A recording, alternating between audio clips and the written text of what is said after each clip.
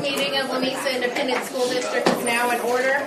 It is now March 25th, 2026 at 6 p.m. A quorum is present with all board members present.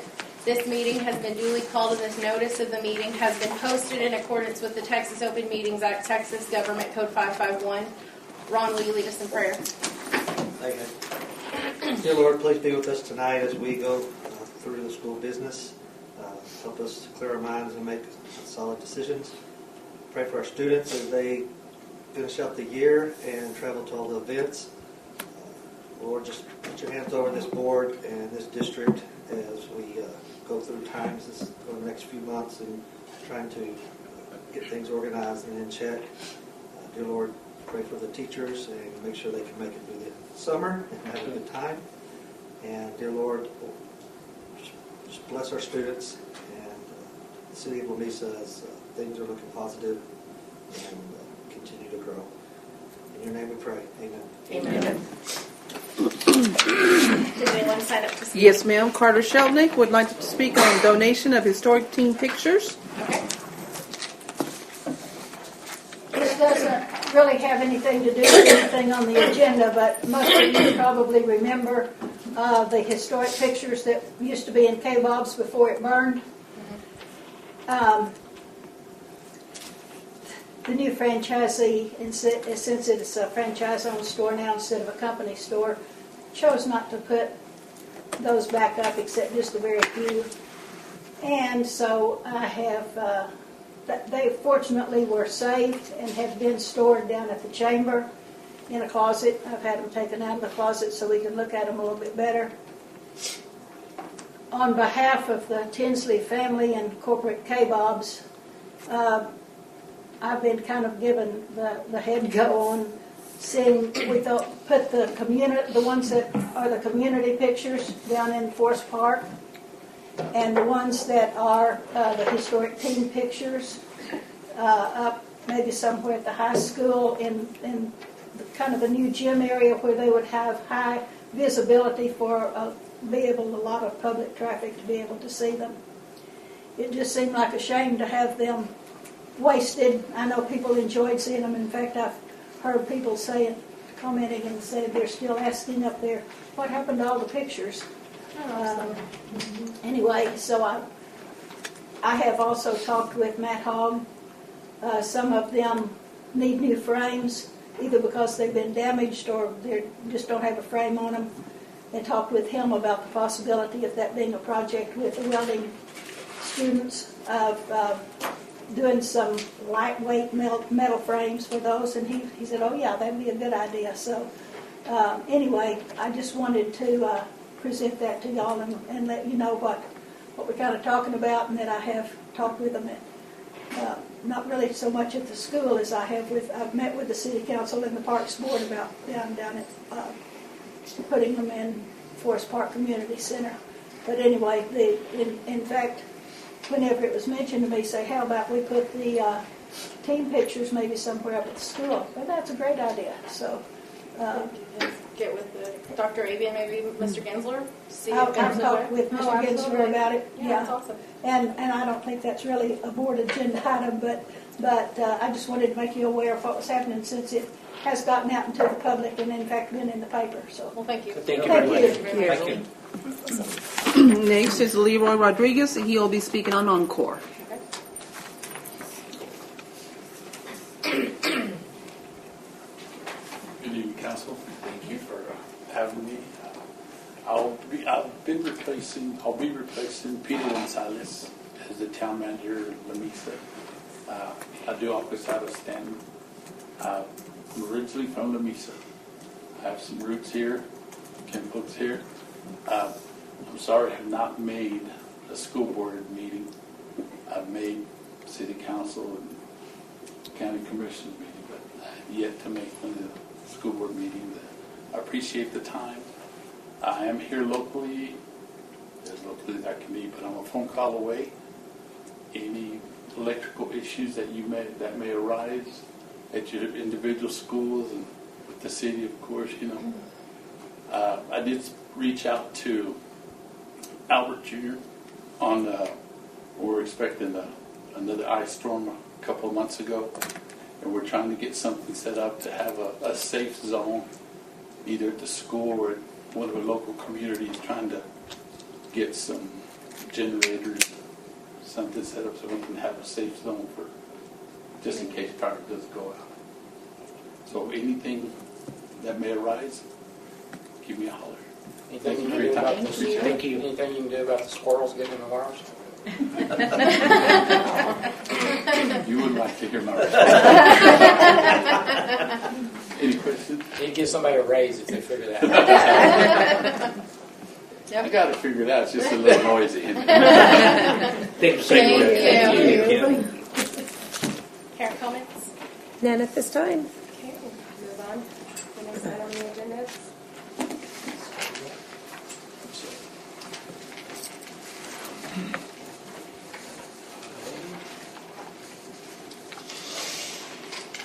I'm sorry, financial. yes, sorry. Oh, no. Not this, the student spotlight. Do you want? Oh, I'm so sorry. We skipped over that. I'm going to take full ownership. I failed to ask my admin to have our students come until today. I said, did we do that? And they're like, no. And so it's my fault. But we have a plethora of students that we want to honor at the next board meeting. So I'm going to tell you who that is as of right now. We're going to be honoring our boys and girls basketball teams, our robotics team, our powerlifting, BPA, skills, and probably more at the next meeting. So just know the student recognition at the next meeting will be packed because we'll invite the parents. But it was my fault that they are not here tonight. And so just want to let you know we do have a huge showcase that we want to present at the next board meeting. How hard would it be to maybe have that meeting like at high school, the cafeteria or something, since it's there could be something? I didn't know. I had thought of that when you. I thought of that whenever you say. I thought the Forest Park. Forest Park, I mean, something. because they've got a podium also where we could sit as well, so, but. It's not hard for me. I don't think the logistics, we just have to make sure it's posted in accordance with what we're required to do, but it's logistically we can find another place. But there will be lots of kids that we're going to be recognizing, and I'm sure their parents want to I be. think we should. So that That's going to be more they than can the come. cafeteria. Yeah. It'll be a lot more than this can hold. So. Okay. Well, let's look at it relocating. Okay. See if we can go. All right, we'll get Can I get together the on that. pictures? Yes, ma'am. Oh, I just remember all the we volleyball. can get the pictures. I don't know that they'll be ready by the next. So I wonder if we could. Yeah. Do you know how many photos it is? And the sizes? Are they like small or are they like? They're like those? Some are big and some are small, because Okay. I looked at them yesterday. Yeah, they're about the size of Yeah. this one over here. Okay. Mostly, maybe a little bit bigger. There's some that are bigger than that. Yeah. Okay. You have a little background. in But art. you don't know how many there are? I would say fewer than 10. Okay. Oh, that's easy. Yeah, it'd be real Let's easy. display them somewhere. I don't know, Figure it out. Okay. but I'll take care of that. Y'all don't need to. Okay. Okay? You're good. I do not need to help. Yeah, Ron. Hey, all right. Okay, we'll move on to the financial report. All right, so as I bring your attention to the first report, which is the budget versus actual, looking at the revised budget and activity, we're running about where you would expect to be. We'll do the year comparison on the next page. We compare where we are this year at the same point last year, which I think is pretty favorable with all things considered. So I'll go ahead and point that to you. So if you'll go to the second page on the year-over-year glance through the month of February compared to this time last year, you can see in the far right column there's an increase-decrease column, and we're about $900,000 over where we were this time last year. I say that's good news because when we look at those one-time expenses, we have the HVAC unit that we did right at the beginning of the school year. We have the purchase of vehicles, the activity buses, one bus and partial on the other, as well as the SRO vehicles. And so when you take that into account, we're running right where we were this time last year, or maybe even just a little bit, in terms of overall expenditures, maybe even a little bit lower than we would be without those additional expenses. And that's also counting House Bill 2 and additional salaries that we incurred on the teacher and support staff, which was significant. So we haven't incurred all of the payroll because we're only through the month of February. But if you take into the added payroll through that legislation, and as well as those one-time expenses, I feel like when you look at year over year, that we're really doing well. And that's, as you know, we continue to incur increased costs in operations for whether it be student meals or utilities. And so I think to look at that and see that we're running maybe even a little bit, when you take those other expenses out, that we're running less than what we did a year ago, I think it is a positive. And we'll work on getting some better projections so we can look out and give you each report where we think we're going to end up in August in doing that. So, am I looking at this right, that we're 6 months in? Yes, sir. We're, on that first page, we're running about 57%. total. Yes, sir. So that's not bad. No, not at all. We're right on schedule. You know, you have, you know, we talk about this all the time, but you front load a lot of your expenses because of annual subscriptions and things that we do. So you are going to be ahead of 50%, even though you're only 50% through the year. And so to be that close to that number, we've had years where we've been up closer to 60% by this point. So, Only, sir, and I hate to say this, but the only drawback to that is that means we're holding the budget. yes, sir.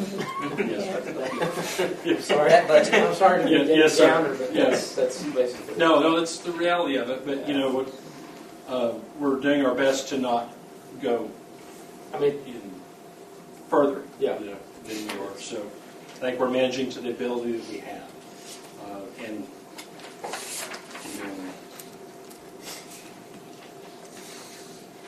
on the next page are your governmental fund report, and just showing you the expenditures year to date on those various funds. Title I, Special Ed, Food Service. As a reminder, we do have a fund balance in our food service. It's around $500,000. And so we're doing well with our federal programs. Next month, we're waiting on the NOGAs. We have received the notification as far as what we expect to have the additional entitlements to some of our federal funds. Not all those get those, but our ESSA funds in particular do. And so next month, I'll show you that change, and we can see the additional monies that we're receiving in Title I, Title II, and Title IV. But we haven't got the NOGAs, so we can't make changes operationally with that until we get those.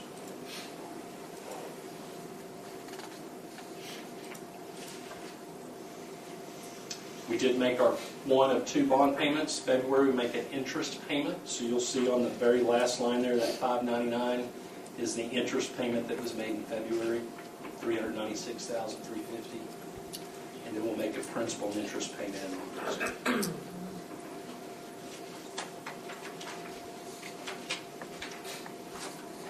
And then the last page that I have on the report is your monthly donations. And doing that, a couple of financial donations that have already been received. We've not deposited those, waiting on that acknowledgement, but we have already had the event. So Reading Under the Stars was a thing that Frankie's team did, and so it was well received, had good participation there. And so we have some monetary donations there, and then a number of in-kind donations as well, targeting a variety of things, including athletic equipment for various programs, as well as a projection system.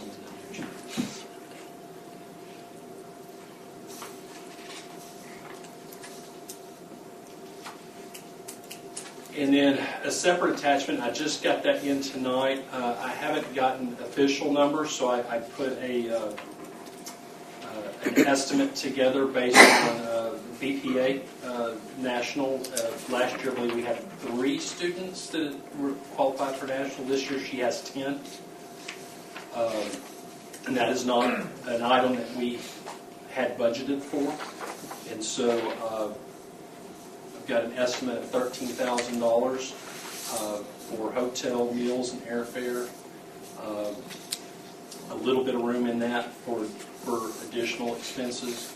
Anything in terms of like if they want to do tours or what you might call the kind of fun stuff, that those kids or their fundraising will be responsible at the district, not cover those items. So that is late for you guys. That number, without any miscellaneous fees, came to $11,675. That's an estimate on hotel. What I talked with Lisa on before spring break. Anticipated airfare of around $400 per ticket. And so that $13,000 recommended amendment for the function 36 would be to just have enough money to cover the national VPA. Is, just throw this out there, I mean, is driving an option? Well, we've thought about that, and I think it's a 13-hour drive one way. Well, I was just talking to April. Or maybe 19. It was really far. Yeah, I was talking to April before the meeting started. I mean, Good drive. If our elected officials don't get their act together, I agree. This airport deal can be dragging on. When do they go? 1st of May? I think it's May 7th through 9th? 6th through the 10th. 6th through the 10th? Yes. And they're going to Nashville. And we did look at that, and I can't remember, I'm telling you, it's 14 hours and 10 minutes from here. So that But is, you'd have the extra added cost because you'd have to stay you somewhere. have to stay Mm-hmm. an additional night each direction. Well, could we possibly maybe charter a bus? Like have them chartered there and back or something? That might be. I mean, we can look into options. We haven't received anything back. Getting out of Lubbock or Midland isn't going to be an issue. It's the getting out of Nashville will probably be the issue. I don't know how large that airport is, but we'll get with Lisa sometime this week and we'll explore options. But I totally hear what you're saying. I heard Lake Town went down this week after they brought in that other. I think they were on the news that they were going up still today because it was running in the office. Like in the large airports, they're 4 to 5 hours, but that still beats the 14 hours. So we'll get with her when we get the final numbers. We'll have it on the April agenda for a budget amendment, but we'll go ahead and get that in the works. But we'll try to figure out the best plan because we did look at that. It's just very far. Well, and I was just thinking in terms of, the cost might not be that much of a difference because of looking at you'd have to have a hotel night stay during a 14-hour trip. And probably, I'm thinking 2 drivers, I was gonna and so say, that's 2 the more drivers and rooms for every night that they're going. Yeah. But I like Dan's idea. They still have that. 2 drivers. No, I know, but I'm saying like for our buses. There'd be some things we'd have to do for our buses Yeah. to cross state lines. But we'll look into our options and see what we can come up with. Okay. There you go, see? Okay. And that's all I have unless you have questions for me. No? So our next item, we're going to have a presentation by Brad Inks. Did I say that right? All right. By Stiefel, not Stifle. Stiefel, Public Finance. But before we do that, we do need to skip to the number 3 on board action so that he can go into depth with his presentation. Deliberation and possible action to consider a financial advisory engagement agreement with Stiefel Public Finance. Need a motion? I make a motion we approve as presented. Second. All in favor? Aye. All opposed? Motion carries. All right. Great. Good evening, Madam Chair, members of the board, Superintendent. I'm Brad Angst with Stiefel Public Finance. We serve as the district's financial advisor helping you with your bond portfolio. I've been working with y'all about 10 years now, going back to when we first issued these bonds back in 2018, 19, and 20. And we're here to provide you a bit of a debt portfolio update. I provided a book I'll go through, but also the bonds, the 2018 bonds have a call option on them, all three of them. But the call date on that first bond series is coming up here this summer. And so we've been looking at refinancing options for that to hopefully get into a lower interest rate and save the district some money. And so that is the main reason we're here today. But I'm going to walk you through the presentation here. And then happy to answer any questions along the way. Please interrupt or interject if you have a question. Just starting on page 4 here, some of the bar charts. The way we always start in evaluating school districts and your opportunities for financing your school facilities, and that's what really the bonds are used for. The state and your per pupil funding is determined a different way for the operational side of things, but your facilities are paid for through your interest and sinking fund tax rate, and that's a part of your total tax rate.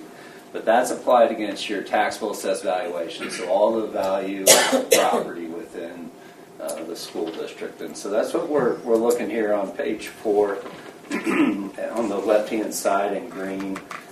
It's been a bit up and down over the years. Some of that is due to the solar farms. They come online and they have a lot of value, but then they depreciate them really quickly and it takes away that value. So you see a kind of a peak there in 2020 and then it came off the books and a little bit of a growth here over the last few years.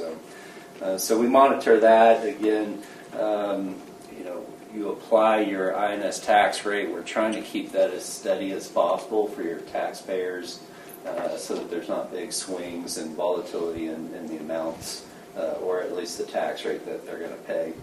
In the middle of the page, a little bit of the tax rate history. hit a high mark, about $1.49 in total after that first bond issue, and the voters approved taking on that at the election in 2018. Then it's been declining steadily ever since. A lot of that is due to some of the legislative changes and them restricting your M&O side of the budget and how much you can implement or enact there as far as the tax rate to pay for that. But on the INS side too, you see that it's started to tick down to 22 cents here compared to a high mark of 38 cents.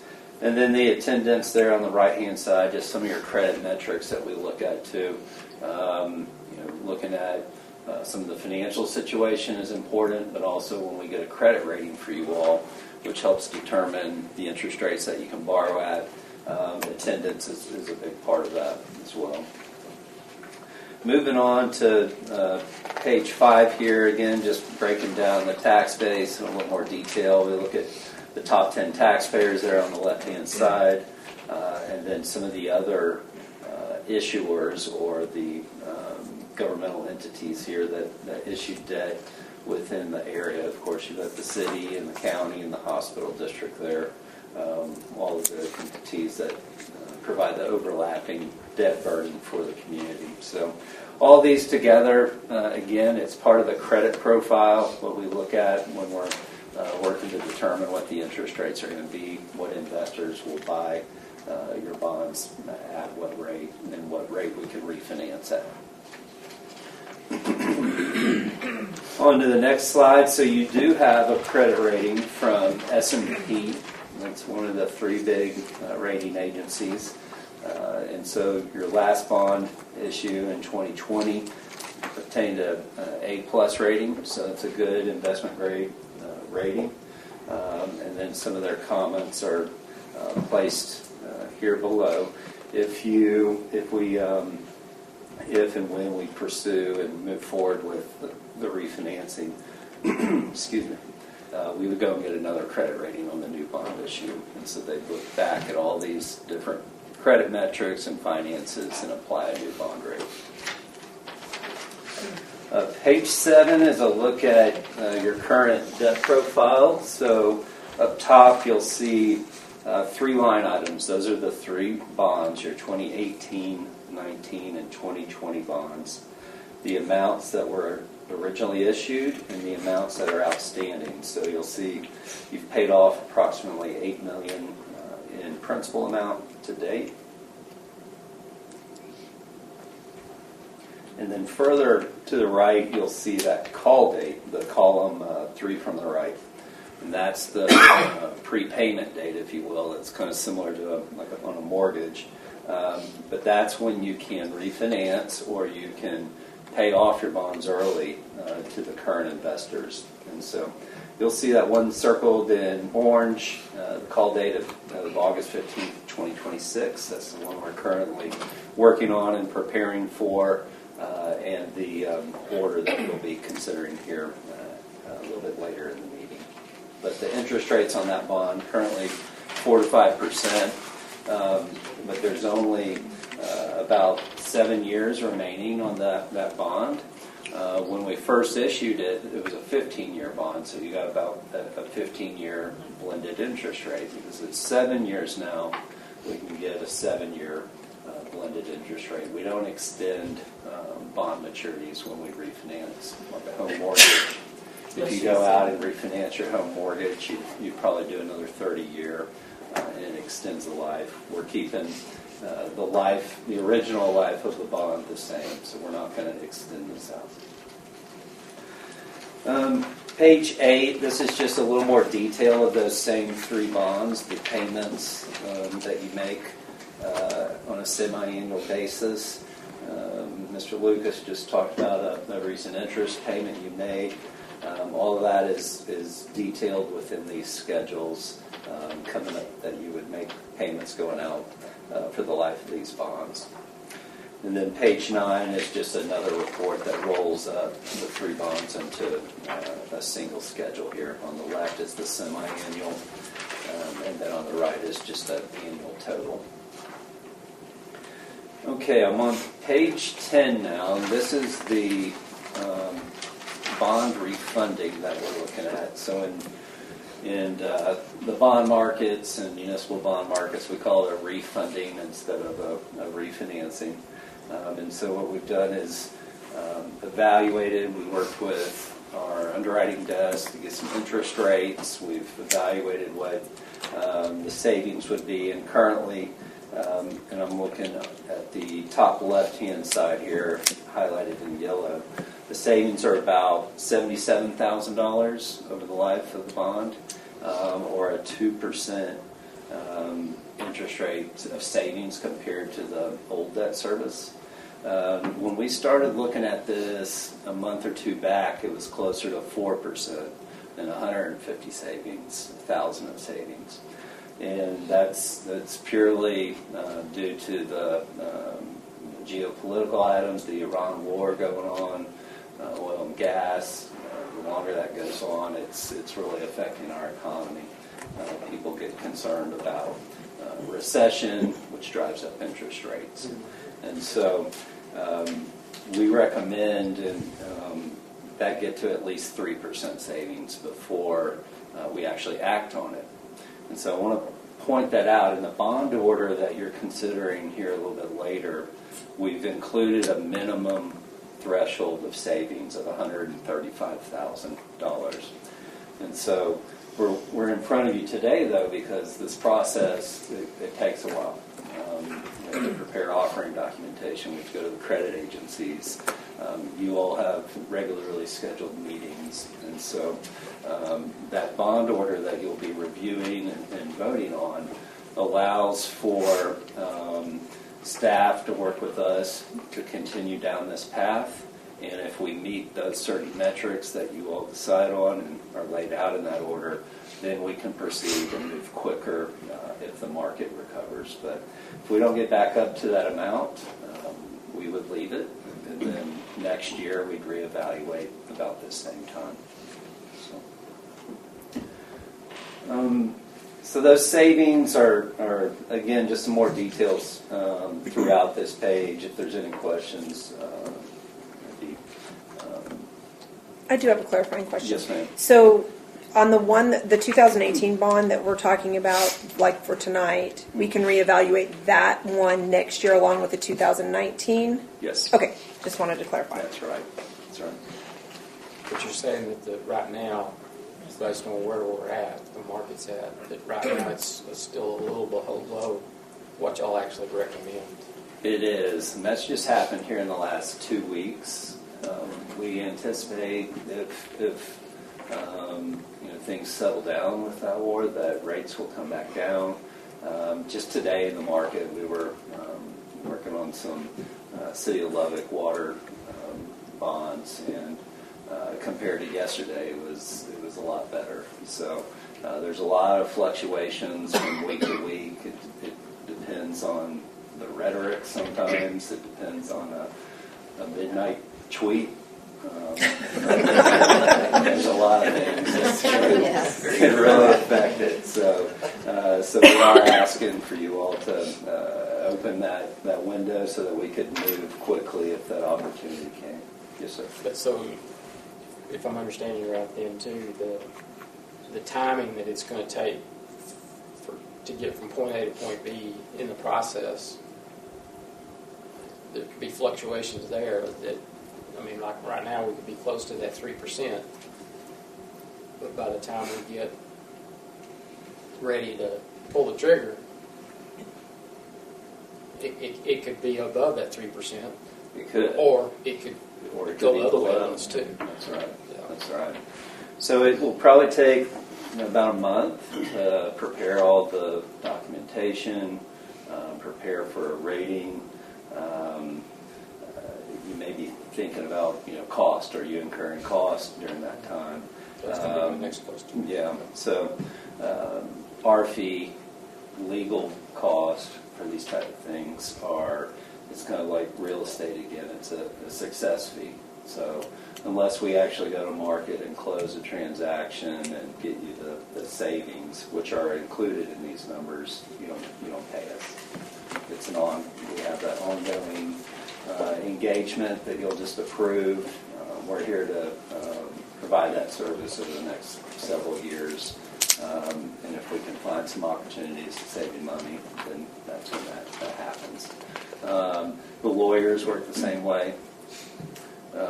Rating agencies, there is once you go through that process, there's a cost incurred there. So we would wait until interest rates look better to go down that path.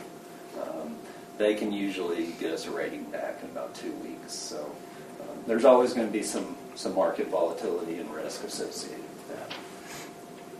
So, Thank you. yes, sir. Let's see. So that's the transaction again that we're recommending at least would take this next step with and allow us to work with staff to continue evaluating. And if the market gets better, then we'll be ready to move quickly. Again, at those levels that are prescribed, those minimum threshold saving amount. So. There's another section on some of the market update. I won't go into a ton of detail, at least with each of those slides. Again, here the last couple weeks, we've seen a big jump, 25 to 50 basis points, which is about half of 50 basis points is half of 1%. And it makes a big difference in the market. So we'll continue to see good inflows from, when I say inflows, there's still people investing in putting their money into municipal bond funds and buying municipal bonds. And so as long as we have that demand, there's going to be some pressure to push down those interest rates too. And so we're getting good signals in that market in that way. The equity market, the stock markets continue to do well. I think, again, if the Middle East can settle down a little bit, I think we'll see quite an improvement in rates.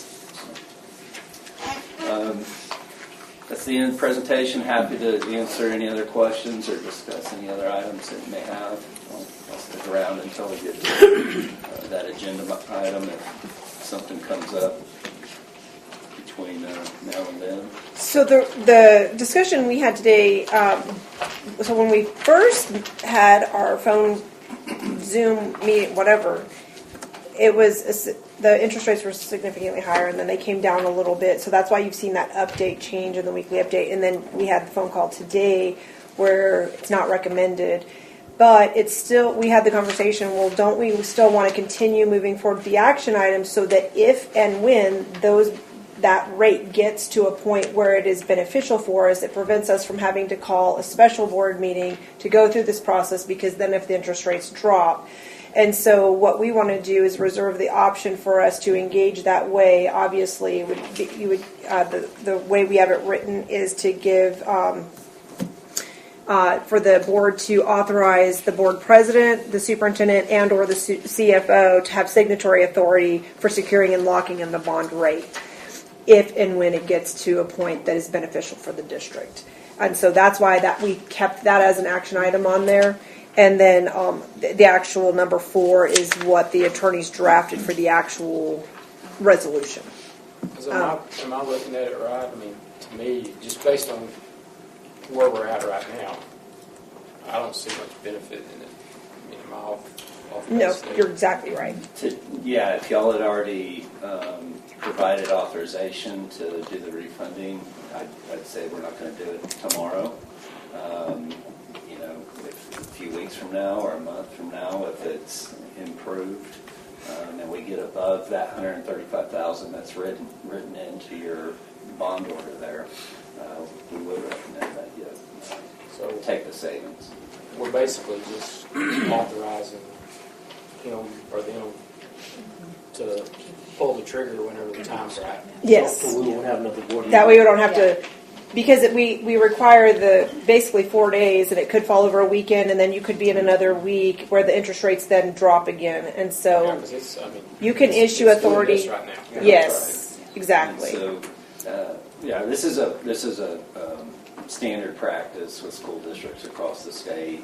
When you get close and again the dates line up and you're close to savings, it's called a parameters order. So y'all give parameters to your staff and your financial consultants.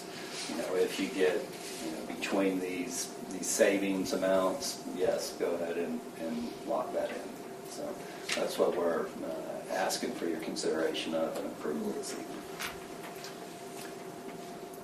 We did something similar with the electric rate, where we set parameters and said if you can get it below this number, this length of time. So very similar in that regard. If it drops below 3%, no one's going to pull the trigger because it's not going to have enough benefit for us.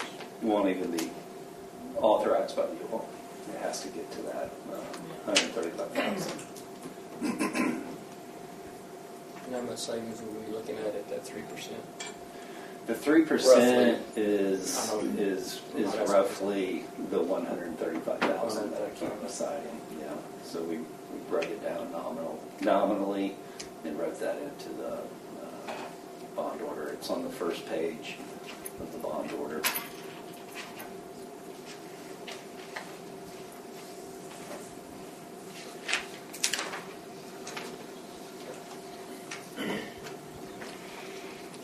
Any other questions for him?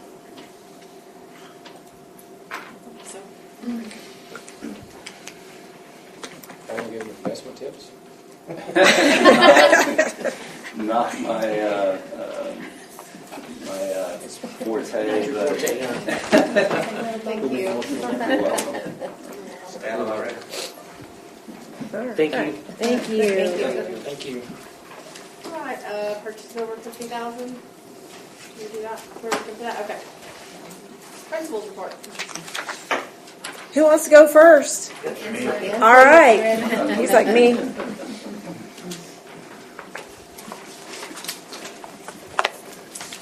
Much.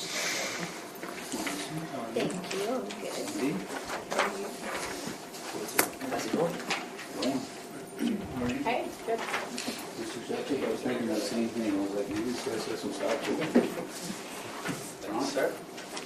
Start now. I can feel the love. I didn't have an extra one, so I'm sorry. So, enrollment, $399. So as I stood up here last time, we lost 2 kids.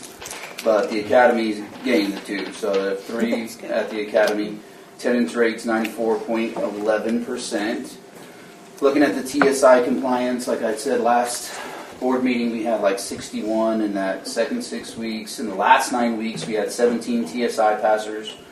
87 of our 90 seniors are CCMR compliant as of today. So we just need those last 3. That's it. And we can be 100% with that senior class. As of right now, this does not include phlebotomy, CNA, 911 dispatch. Cosmo's only going to have 1 girl get certified, but I'm forgetting something else. But we have 51 earned certifications. And then last week we had 1 graduate from the LSA. As far as academics, like I said last board meeting, we have the growth that we're showing using our Algebra 1 tea time intervention, and we just started that. At the last board meeting, I just started it, so we've been like a month into minus spring break, of course. Having 35 students during tea time focusing on that Algebra 1, trying to get those guys to either go from high approaches to meets or does not meet to approaches. So we focused in on 35 kids that we thought would move the needle, and that's going really well with the subject AI. And Ms. Hernandez is up there helping them also. So that's going really well. And then English 1, English 2, they're showing growth because they have focused their STAR, like on their ECRs, their extended constructive responses. They've been really hitting those hard, and they've been saying that, or the English, Mr. Weil and Ms. Shaw have been saying that they're making a lot of growth considering, we're down to a couple of weeks until we take the test. So it's down to the time. So student activities, like you guys already know, because we already talked about it a little bit, we had 10 students going to the BPA Nationals in Nashville, trying to get them there. That'll be interesting. Baseball's 3-1 in district, softball's 3-3 in district. Obviously, you guys know boys basketball was the regional finalist, which is a big deal, going 4 rounds deep. That's always a big deal. Girls powerlifting, Kylie Sanchez, she ended up finishing 4th at state. So, that's impressive. Especially for our girls. We didn't have any guys make it to the state powerlifting meet, but Kylie getting 4th at state, it's a big deal. So, we were really proud of her. Band, we had 26 qualifiers for state solo and ensemble. Our one-act play were area qualifiers, which they just did that yesterday, and unfortunately they didn't advance to the regional round, but they were area qualifiers. And then we had UIL academics today. So, as of right before this meeting, Ms. Shaw was texting me that they're still working on grading. So I don't know the results of UIL academics. That was going on literally today. Upcoming events. If you look down that list, there's a million of them, and that's just for a month. Let's hit the highlights. District tennis coming up. That's a big one. State skills. That's a whole week. State skills. That's going to be a big one. That's coming up here in a week. UIL band, district track meet is also that same week as the state skills. And then obviously the Super Bowl, April 14th, English 1 star test. April 15th, English 2 star test. And you got a regional tennis. You got the area track meet.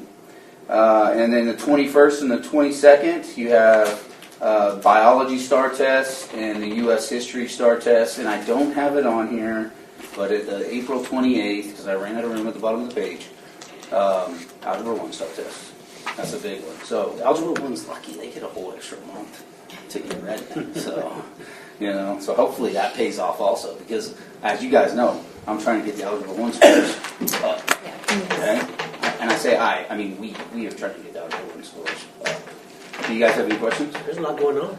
There's a lot. There's a lot. It's like every day there's something. I appreciate how well you know your campus, and you can just tell by this and how you talk about it. And I know I really enjoy that your teachers, when they're having a math testing or whatever, they call their kids in and say, okay, this is how close you are to pass, or you are on the road to that. And just to let you know, the teachers that at least I deal with, they're great with communication. Yeah, absolutely. Office ladies, they're great. I really appreciate. Yeah, we got a Their great hard staff work. at the Yes. high school. The front office staff's amazing. Our tested subject teachers are the best you could ask for. Absolutely. They communicate really well with They everybody. do. They do. So I'm really blessed to have good people at the high school, for sure. It's a good place to be. Appreciate that. So I love it. Thank you. Keep up the good work. Yeah, me So too. thank you. Thank y'all. Before we move on, Did you, do was it a question for no, me? you're good. Oh, okay. Don't want to go to the board action items, so we could go ahead and just get him on the road. You okay with that? Okay, so we would need to read 4 and 5 really quick, all right? Unless you want to set. Unless you want to wait. Not the grades, right? Okay, we'll go to 4. So let's go to the board action items. Consideration and action with respect to an order authorizing the assurance of Lamesa Independent School District unlimited tax refunding bonds in a principal amount not to exceed $4,800,000, establishing procedures for the sale and delivery of the bonds, levying an annual ad valorem tax for the payment of said bonds, authorizing execution of the purchase agreement and paying agent register agreement and escrow agreement, and authorizing other matters related to the assurance of the bond. Need a motion for that.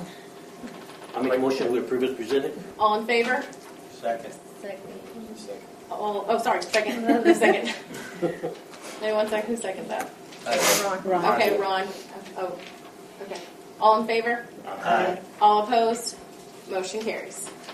Go December 5 is the same thing, right? We would need to do that, Dr. Avey? Or is that good to go and we could just do the rest? That's good to go for you. Oh, for you? Okay. Did you need the Okay. signature before you go? I do not. Okay, Okay. I'll follow Alright. up with you tomorrow. Thank you. Thank you. perfect. Thank you. Be careful. Okay, now. Safe travels. We'll go back to the principal's report.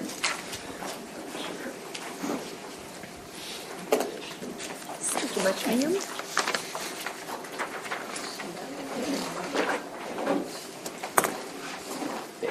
That registered lead. That registered lead. It's all right.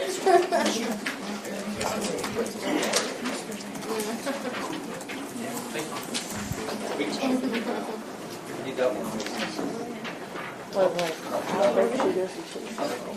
All right, so our current enrollment is 319, and this time last year we were at 338, but this does not include today, we had 5 new kids come in and enroll.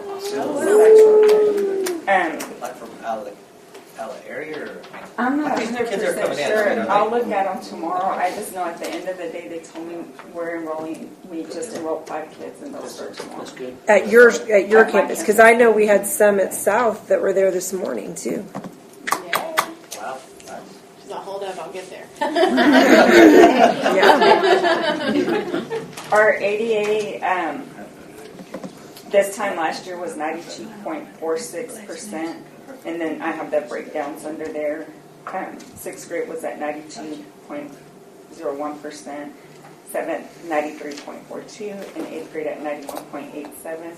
We are currently at 93.97%. We went up a little bit from the last time. 6th grade is at 93.93%. 7th grade 93.79%, and 8th grade at 94.18%. So our attendance is moving in the right direction. Thank goodness. Scott, she gave you your 1%. Or more, so. We need some money, Scott. Our upcoming things is, we have our start coming up. We have April 8th, we have reading. The 14th, we'll have our 8th grade science. The 16th, 8th grade social studies. And the 21st will be math. One thing that I want to do this year is during the 8th grade STAR test, I want to have the 6th and 7th graders go like on a little learning experience so that the school's absolutely quiet. I feel like maybe we'll have significant growth that way because there's not any distractions. So that's something that we're currently working on. So what do you have in mind? Getting done. They're going to probably go to the Ranching Heritage Center and take a tour, and then had two teachers putting it together for me. The other one is, it's by the Ranching Heritage Center. The Windmill The Museum? museum. Windmill The Museum? And tour that and then come It's a back. nice place to go to. It is. And so our middle school honors band earned a superior rating in both UIL concert and sight reading at Friendship Memorial when they went. If you see the little pictures there, we did a tattoo the teacher, and that was really fun. The kids enjoyed it, and so did the teachers. I know I had to look real quick at Tina's. I was like, is that? Oh. She had them all over her head. And then Miss Clement had this big giant one on her face. And it was just fun, and the kids really enjoyed it. We did a contest, what teacher would have the most tattoos, they would earn a prize. Mr. Wright won, but he didn't want a prize. He was just like the satisfaction of winning is good enough. So we're like, Is that Post Malone? our tour kids, they did, I don't know if y'all all got to come out and see it, but I know a lot of you did come out. They did a really neat Black History Live museum. It was so cool. They worked so hard on it, but seeing their faces just light up, it made your day. But they worked hard on it, and they did really good. All of our kids went down and saw it, and I was humbled because our kids were so loving and kind and took time to listen to our kids. And we had Michael Jackson, Rosa Parks, Jackie Robinson, and Martin Luther King. And then our 8th grade and 7th grade girl basketball team was district champs, and our 7th grade boys. I think I shared that with you. But that's what we're working on right now. So we're going to beat Star, and we're having a campus-wide boot camp for all of our tested courses. So that's something new that we're going to try, just to kind of take the pressure of Star off, but still have intentional learning going on, just in a different way. And it's all hands on deck. And so it just makes everybody on our campus accountable, as they should be. And I think it's just going to up the ante just a little bit. So hopefully we'll see good results from that. Thank you Thank so you. much. Thank Good you. job. Thank you.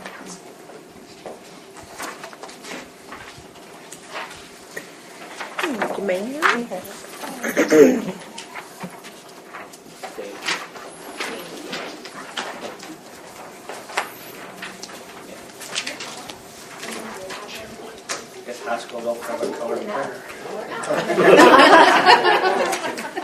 Or he just doesn't do the pretty pictorial. Elementary. Can tell he's not elementary. Okay, so North Elementary, our total attendance is 298. We have 98 in 3rd grade, 97 in 4th grade, and 103 in 5th grade. We are sticking strong on 94% of attendance. I think we're still the winner. Right now, y'all, middle school's pulled ahead a little bit. We're going to get it, don't worry. So, but we've been really working hard on our attendance. I have to give a huge shout out to our attendance secretary, Shelly Gutierrez.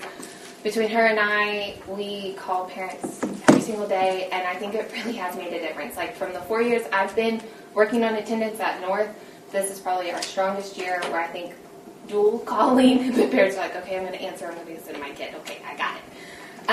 So it's made a big difference. So the big events that we've had right before spring break, the Thursday before we got out, or the Thursday we got out, my apologies, we had our 9 Weeks Awards, which is always a great turnout. It's where not only do we celebrate our successes in academics, but we also give character awards for the kids. And so it just, those that struggle a little bit more on the academics and maybe don't make honor roll, all A's, it gives them a chance to show their growth and other awards through their character awards. And today we started our second round of tutoring. So we've got about 80 kids that we're doing Monday and Wednesday for the next 2 weeks to just hit it hard right before STAR. And so most of the kids maybe switch subjects. There's a few ones that weren't in the first round that are now in the second round. But we had every single parent that we called. We had yeses all across the board. Where the first round of tutoring, we had about 4 or 5 that said they weren't going to attend in this round. We have everybody that's attending. Tomorrow night, we have our STEM night. So this week, we had the STEM lab come. And so every day, a different grade level has gotten to go into the STEM lab and do a science project with the STEM lab. And so Tuesday was 3rd grade, today was 4th grade, tomorrow's 5th grade, and then we're also having a family night tomorrow. And so they'll get to do a science project with their parents on the STEM lab. We also had hot dogs, chips and waters, and all the fixings donated, so we'll also be providing some food for the families tomorrow night as well. And we are starting our STAR review. So our first STAR test is reading, that's April 9th. Science is April 16th for 5th grade, and then math is April 23rd. And so our reading is finishing up their last unit this week, and then on Friday, they're actually testing tomorrow. On Friday, we'll start our STAR review. And so they've been prepping that. We've been making lots of task cards, flashcards, different things to start hitting hard on the different concepts for STAR review for reading. We'll start that first. And then we are planning a couple field trips. Our 3rd grade is actually planning one. The Ranching Heritage Center is actually doing a featured Hank the Cow Dog, and so our 3rd grade is going to go and participate in that. Yes? Do you have any questions? All right. Thank you so much. Thank you. And next presenting for us is the newest admin interim to our team, is Ashley Bolton. We saved all our questions for you, Ashley. I told her be ready. She's like, I'm ready.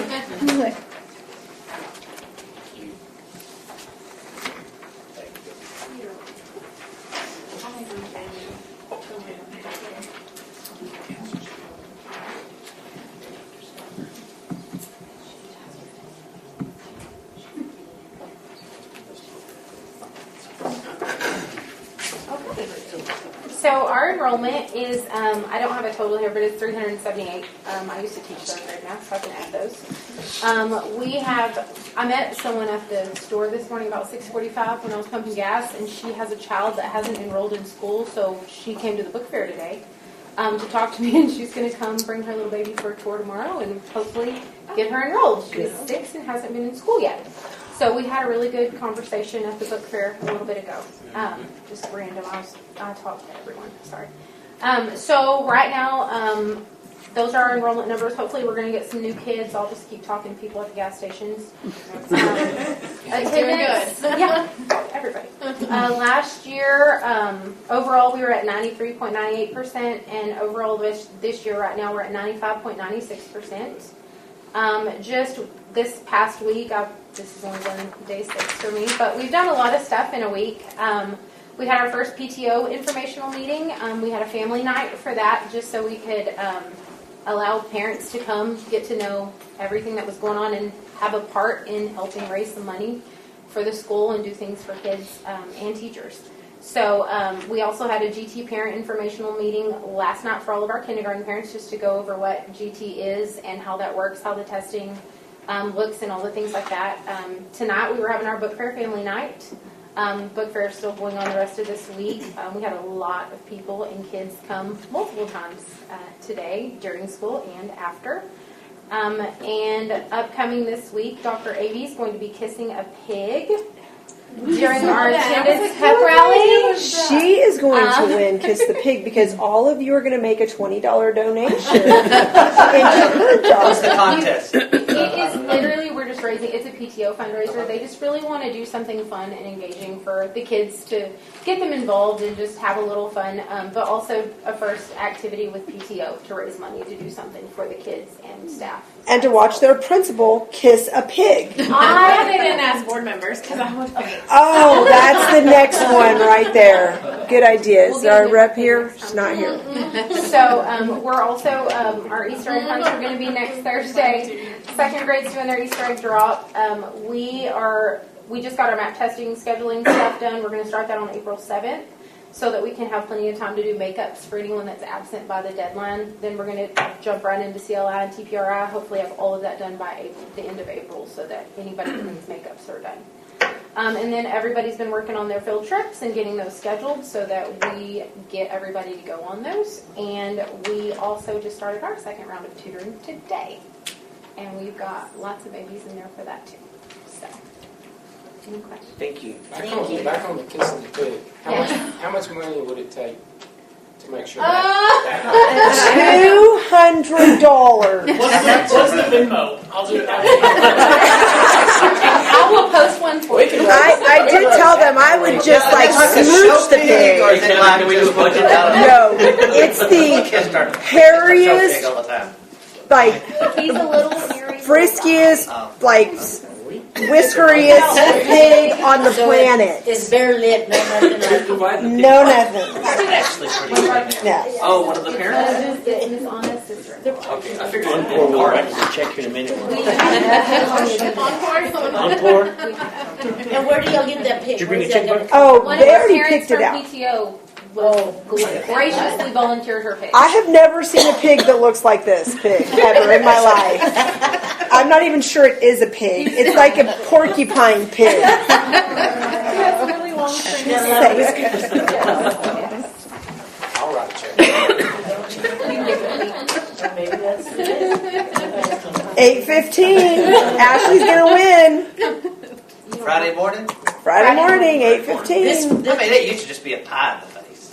I'm pretty Don't sure. say What is that? Well, we What already is that? sure if Dr. Avey wins, we have someone else who's going to get some pig also. Oh, it's Stacy. Pass out. I already said I would volunteer. She wouldn't even make We have it. a volunteer. I volunteer to tribute. We are excited to just start some fun things, just to get kids involved more and want to be at school. I would say that book fair, you know, where all the years I've connected to, that book fair was Yeah. a big thing. Yeah. I guess that still sounds like it is. So. It is. It was a great. It raises really good thoughts. So y'all don't have Grandparents Week book fair, do you? You're more than welcome to come. No, I'm saying like I know about my grandkids. They don't go to school here, and they do it during. They have Grandparents Week that week, and it is. I Oh, know book they fair make. week? Oh, Yes, Well, that was they on make. purpose. That was good. They make, I promise you, they make a lot of money. So, yeah, That would be a good idea. But also, congratulations and thank you for coming in, stepping up. And South Elementary is the foundation of our babies. And I appreciate all the hard work that you're going to put in. Well, thank you for the opportunity. So, I'm looking forward to making some positive waves. Yay. That book fair is always grandparents. I know, Because they always come to my house. Grandpa. Yep, my kids are like, I already know. They're like, what day do you want? I'm like, all right. Is that all? All right. Dan? Okay, just a few things before I get on, as far as attendance district-wide. Year to date, currently overall we are at 93.92% versus last year at this time we were at 92.21%, so almost a 2% swing in the positive from last year to this year.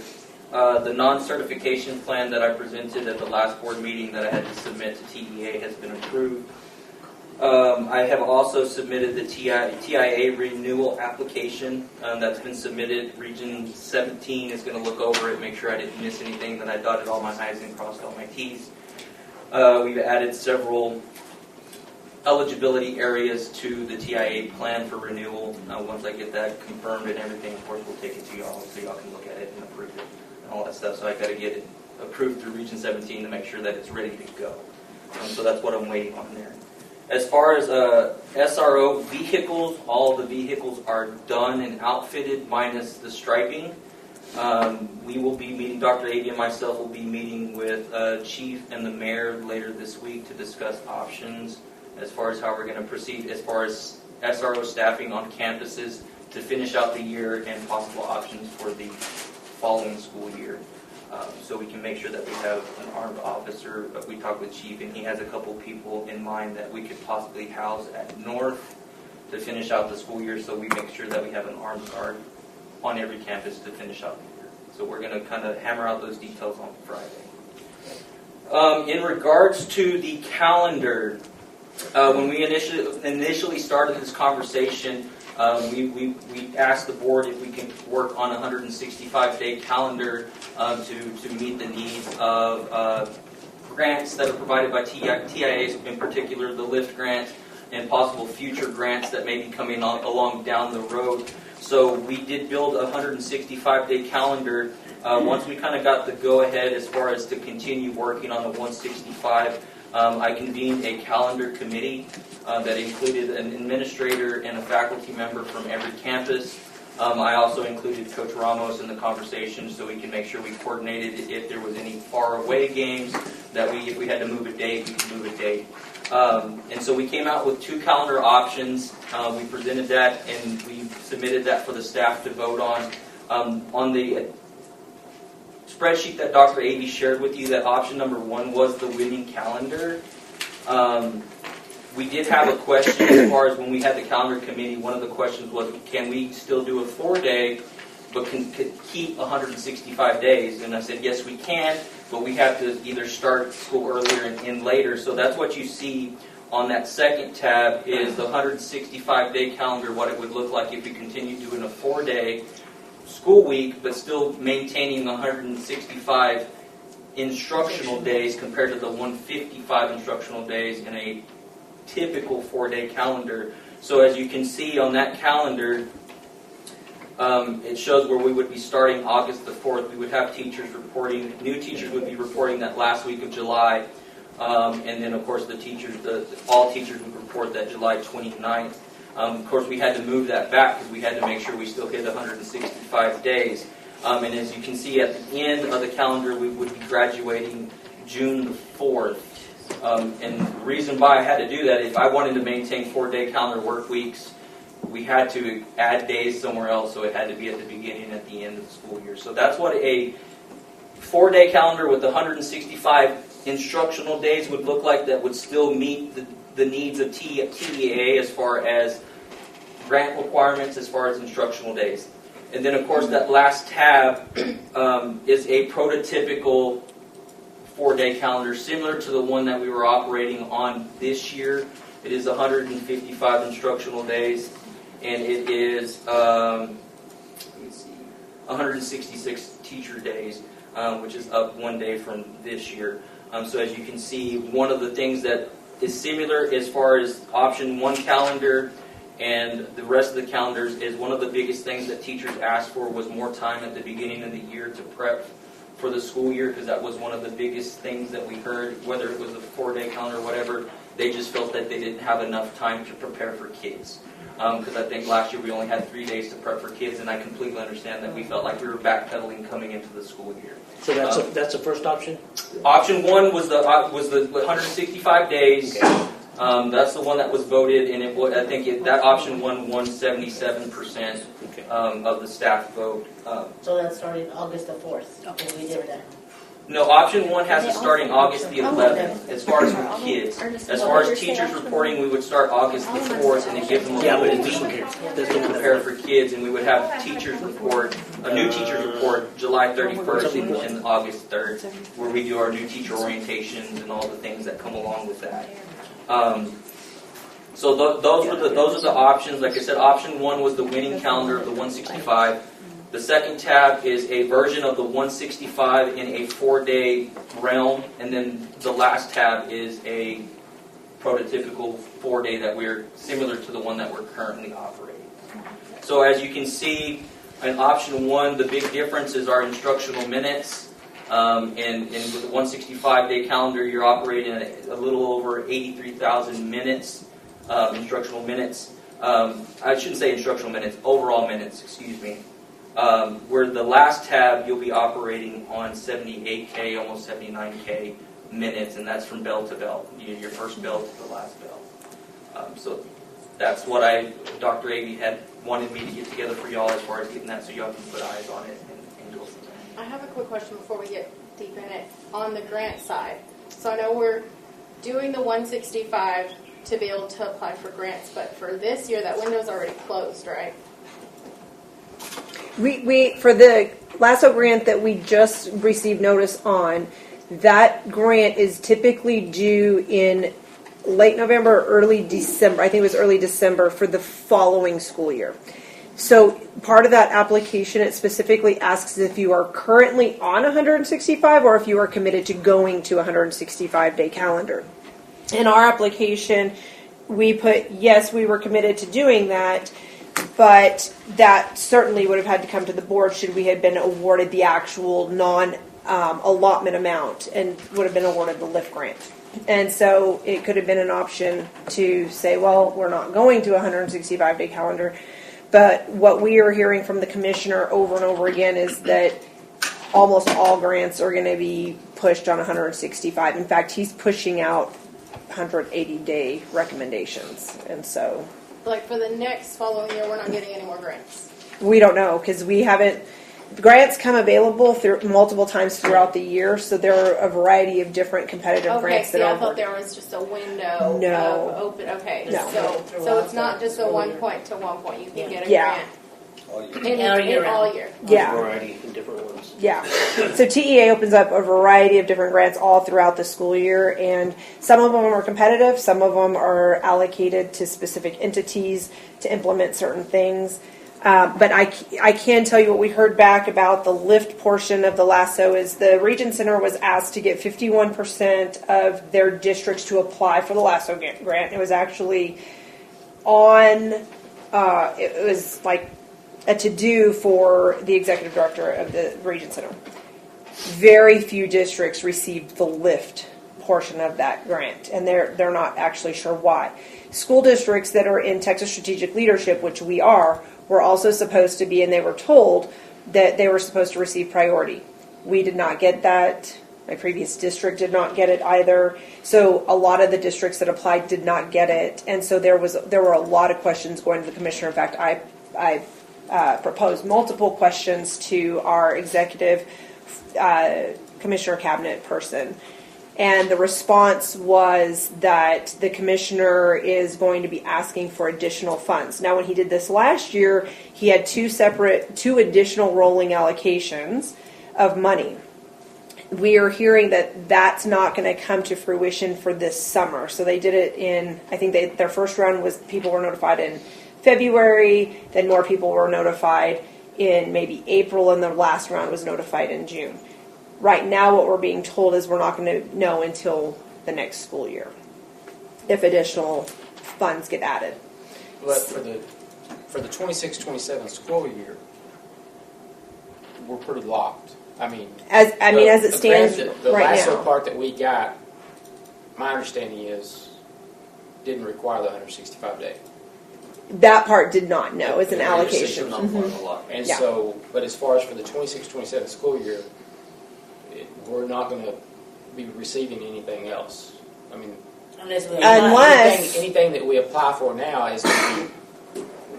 No, because the way that yes and no. I mean, because it depends on what grants that they put out throughout the grants don't just come available one time. There's a huge TEA grants website, and there are tons of grants that are out there, and so I periodically will be looking and studying that and looking at what applies to our district to see what we're eligible to apply for.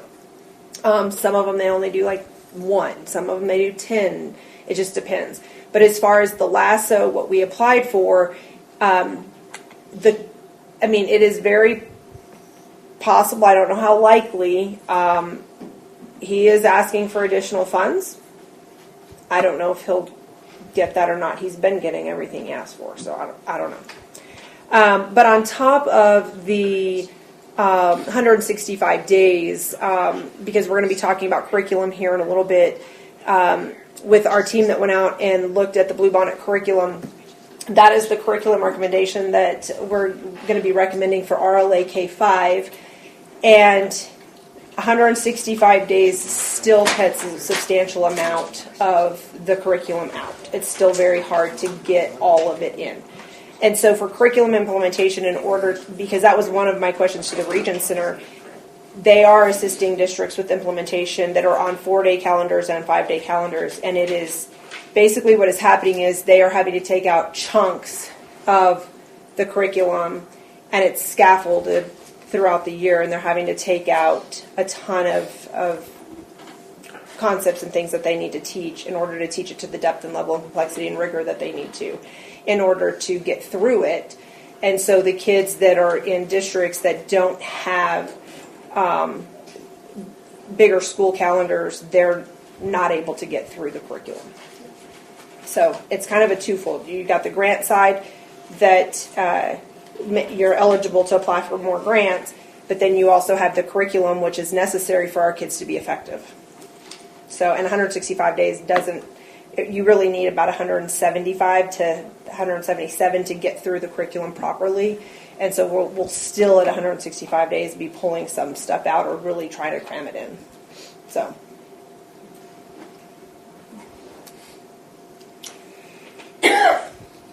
I worry about, I mean, when I look at these three, y'all know my opinion on the 4-day.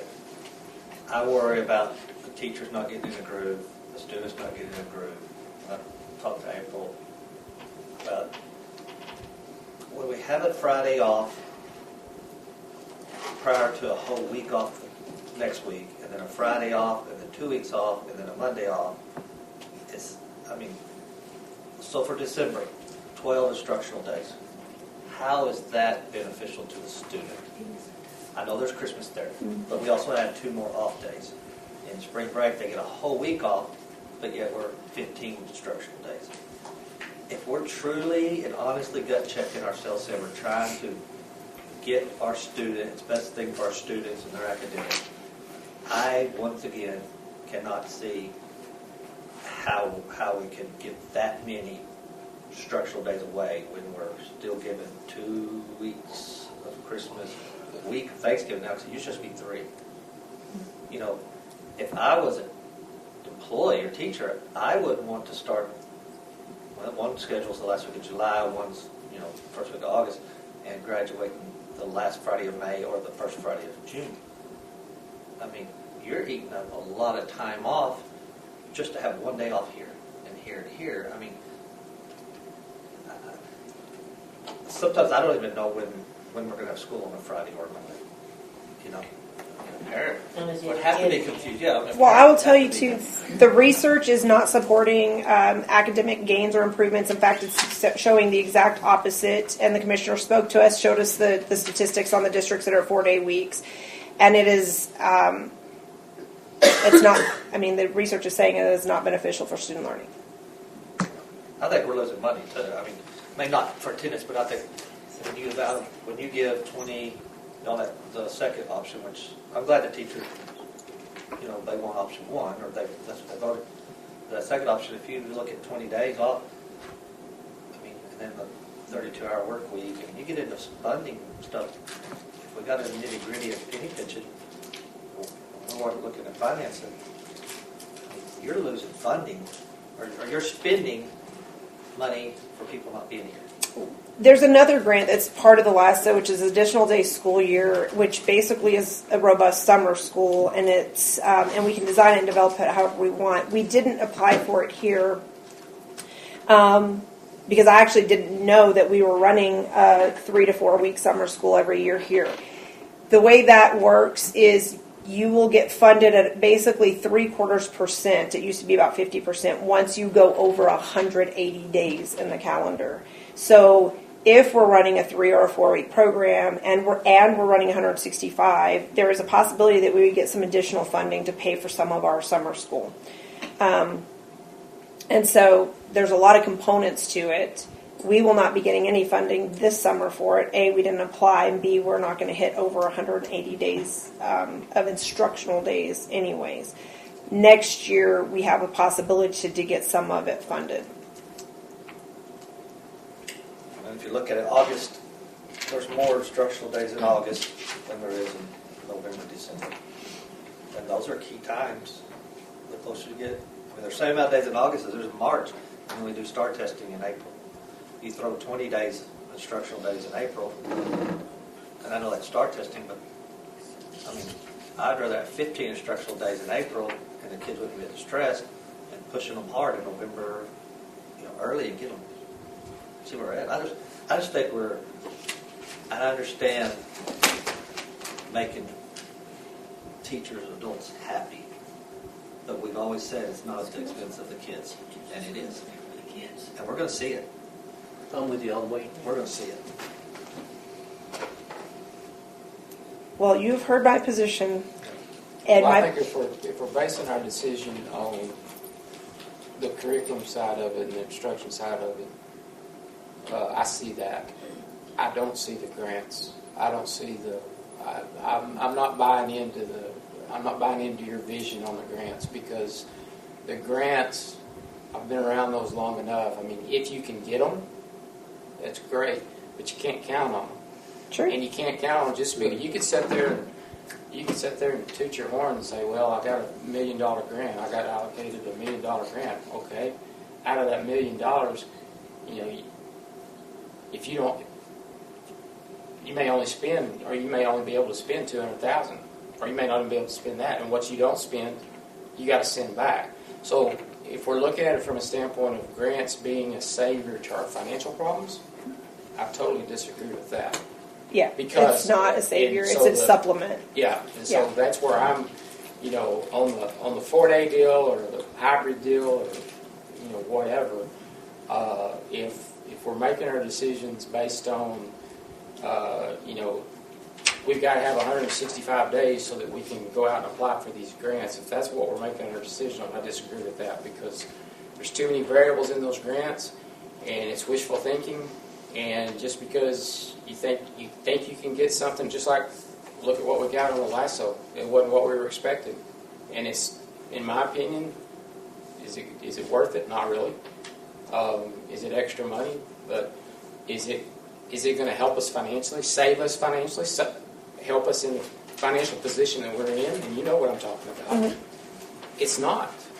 And if we don't have some grants, and you talk about grants all the time to us, if we don't have some grants that's actually going to help us knock our general fund down and knock the expense on our general fund, we're spinning our wheels.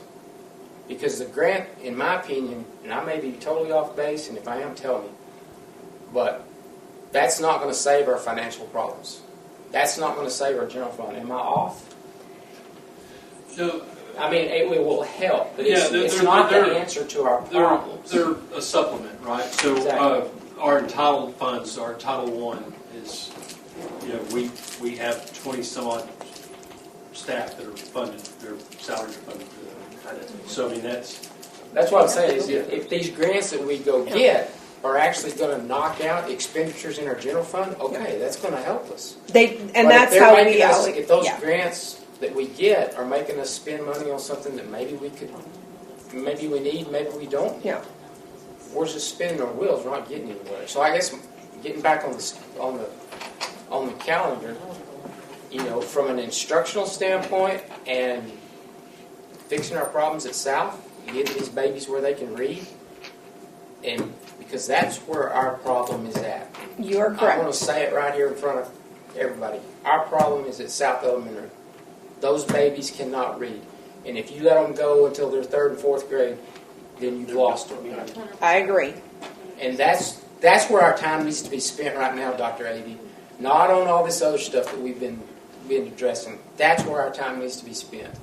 And the calendar, I could care less. I'm to the point to where, we've got to figure out something to do at that level. And I'm all for the curriculum. I'm all for whatever we got to do. And if it takes doing 180 instruction days, then let's do it.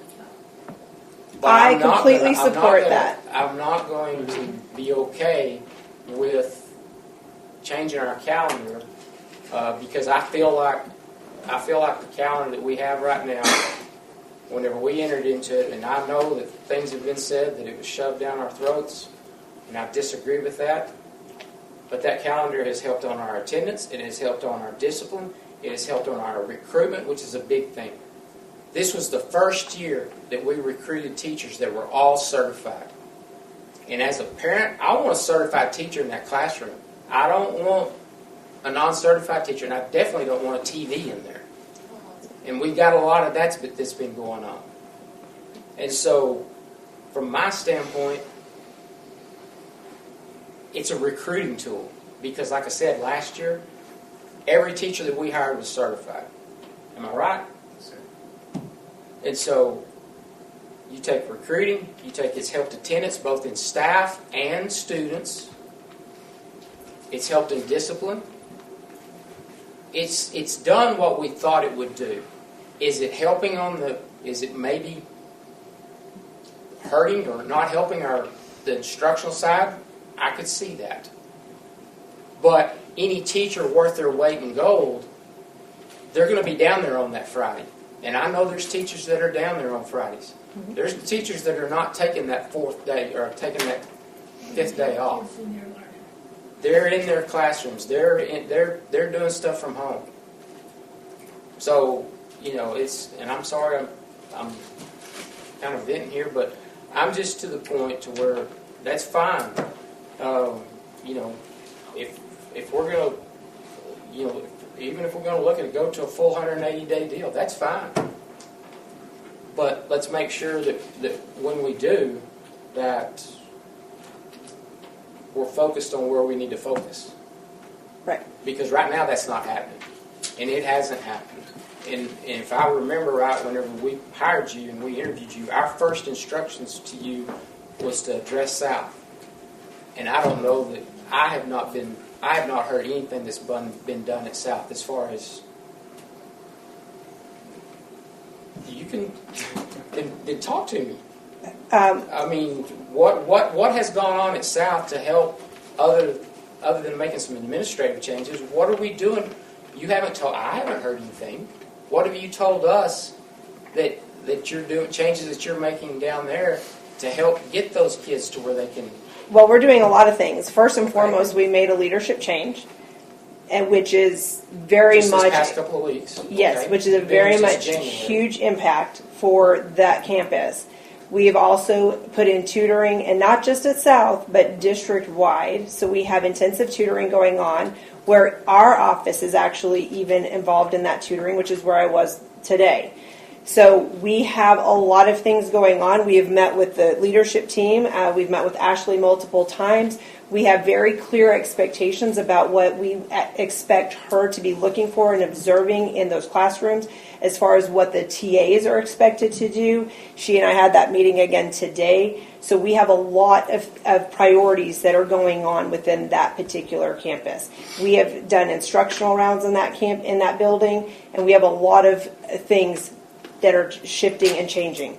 The biggest piece of that is making sure that we are adding a high quality curriculum, but you can't do that mid-year, which is why we took a team of people to another school district to observe that curriculum in action, and we heard a lot of very positive things from everybody that came back from that, which is why we're making the recommendation to implement a new curriculum. But you can't come in mid-year and just say, oh, we're going to a new curriculum and everybody's going to do this, because it requires training, it requires resources, it requires a lot of time and effort and energy on everybody's part.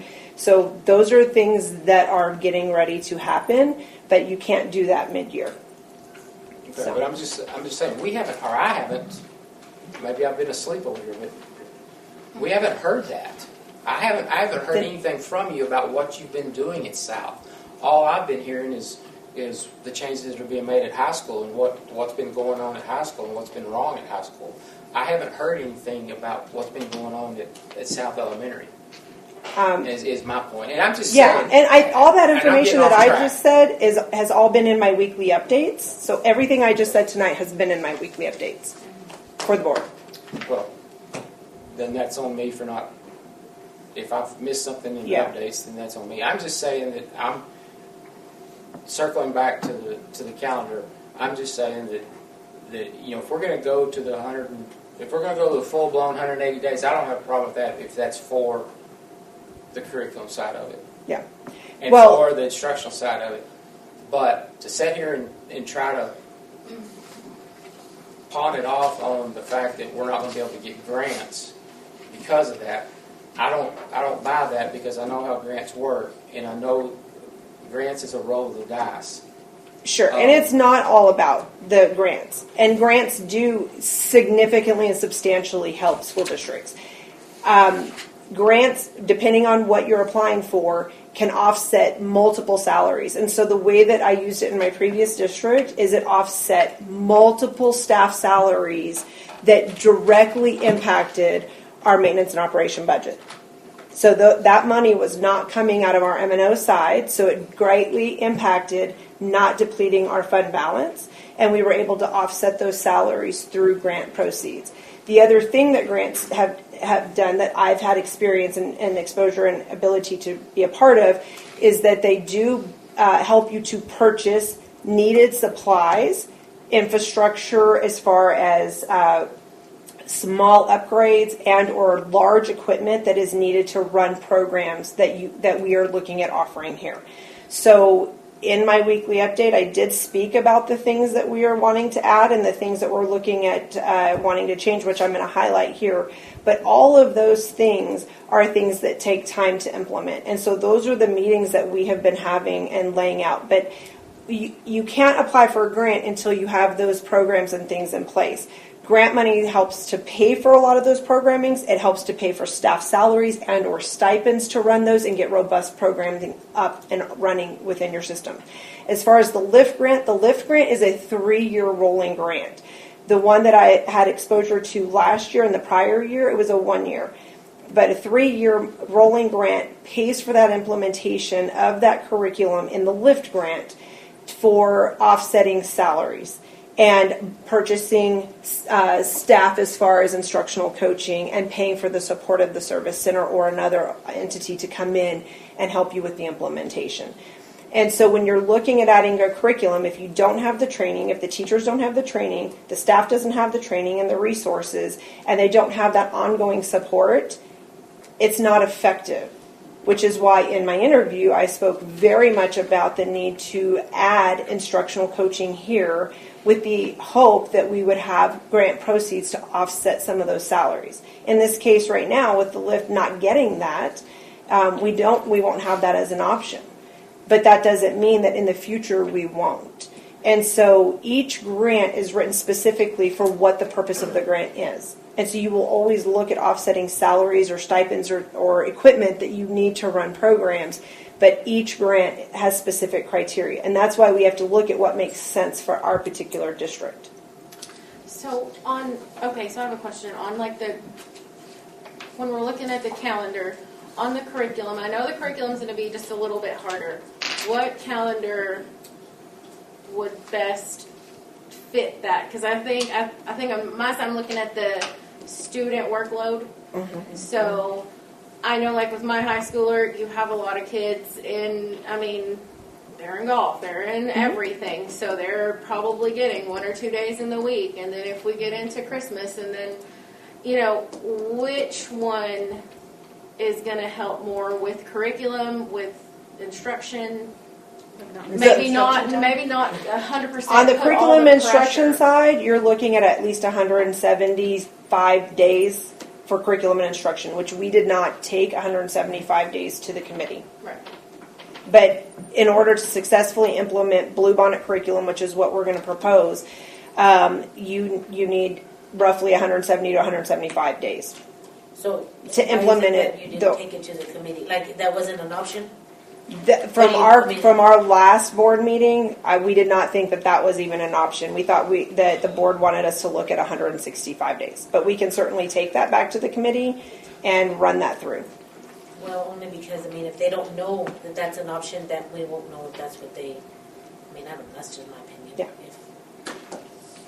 So when we talked about 165 days, if say we stay at 155.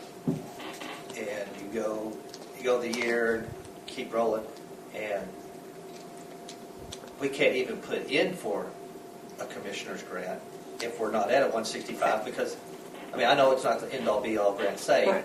We've talked about it, but you're not even eligible if you wanted to put in for it because he's not going to even consider that district for funding. Sure. If you're not on the 165. That's what we're being told. He's written that out in a memo or order. Yeah. We've seen that. So it's the minimum. Yeah. The minimum. Correct.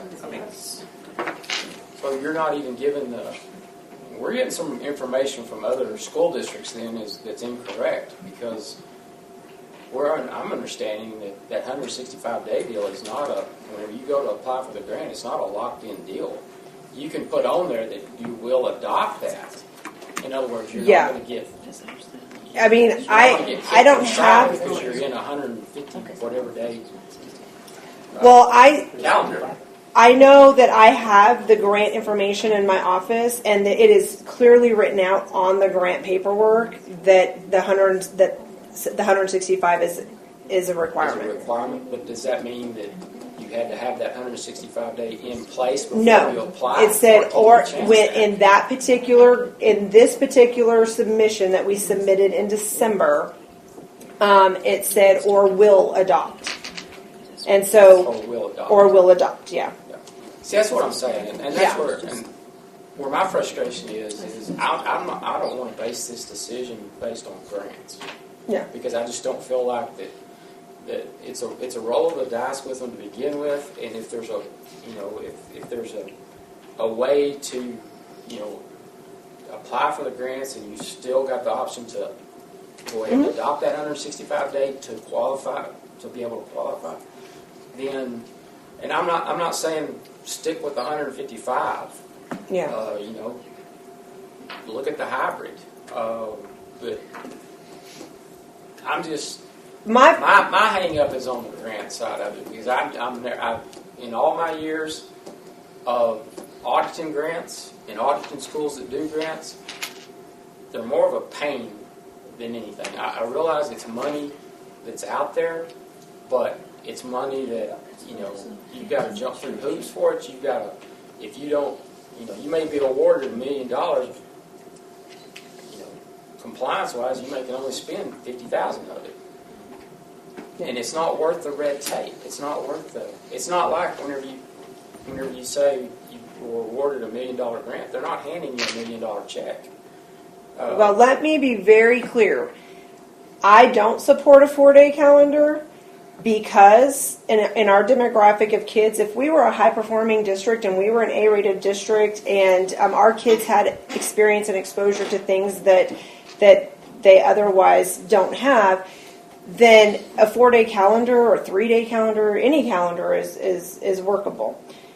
When we have the community of kids that we have, the high rate of low socioeconomic kids that we have, it is best for our kids to be with us to the maximum extent appropriate.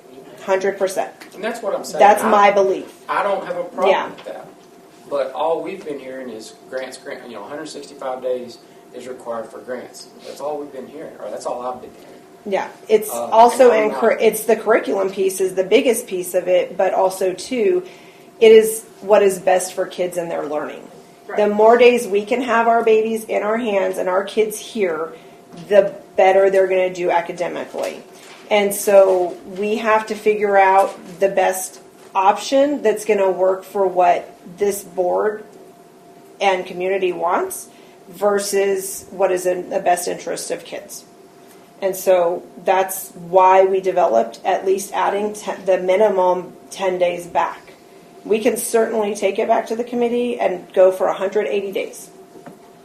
I will add that I know you talk a lot about grants, but at the same time, when we interviewed her, we made it clear to her that we wanted, because we didn't have that here. You know what I mean? Mm-hmm. So it's like we know So I'm just saying that I think she's really big on that, because that is something we stressed during, and we wanted, because we weren't doing that before. So that's something that was going to help supplement that. So I'm just saying, because that's what we did. We did talk to her about that. And we've always talked about having somebody that wishing that we write could grants, get, go after the grants. Well, that's what CEN does. So here's my question and to I you. just say, If I'm the commissioner or I'm a grant and my mandate is, I'm not going to consider you, and say the school district are putting in at 155 or 160, but then they promise me they're going to go to 165. Well, I've got 100 over here that already had it. They're going to be in line. I mean, that's human. That's honest truth. Yeah. I mean, and I'll say it. I mean, I won't be here, but I'm just telling you. We've done it for a year. It's helped teachers. It's helped. I will say that it's helped. Everything you said, I don't disagree. But that's where I think we lost focus on how it's affected the children. Yeah. Yes, their attendance, but have they gotten a rhythm to learn? Yeah. If they're out on a Monday or Tuesday at a curricular or an extracurricular, and then they're back Wednesday or Thursday, and then they're out. I mean, so it's Or it's are they tough, stressed trying to get everything yes. from? And they are, and that's And we're holding them to this bar. Too many days off. But we're wanting to lower our staff's accountability, and then their staffing. Some have to work Friday, some don't. Some, I mean, there's just a lot of things that I don't think we looked at or envisioned it over the year, but we've learned. I mean, Right. I don't think we y'all know want where I it- stand too. I don't think we want to complicate it. I mean, sounds like Greta saying I'm not worried about grants. It's not that. It's just on the education side. That's what's With the important. foundation for our kids being at South, we see where we're at academically. And so what we're saying is we're trying to, and I don't know which way to go. I'm saying I don't know what that would look like, but I guess my fear on the education side is we're asking, okay, that starts with leadership. I don't 100%, the 4-day week, I enjoyed that. I think I liked that calendar last year, and I would still vote for that if I could. I don't think it was that. I think it's leadership. But I'm talking now, we're looking at a harder curriculum. We are looking at accountability. We're looking at more expectations. So, but not only that, to me, I see it that the only ones that are really held 100% accountable are our kids. Those are the only ones. Those are the only ones that don't have a say-so.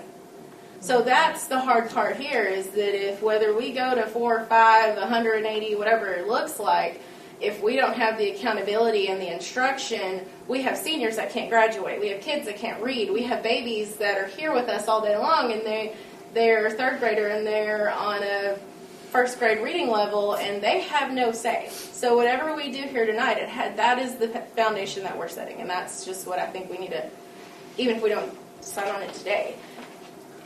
That's thoughts from anybody, please. My question also is on this Friday before Christmas and spring break, could that be moved somewhere where there's a longer, I mean, if you're going to give them that Friday off, move it to a stretch. Because let me explain, I know the elementary.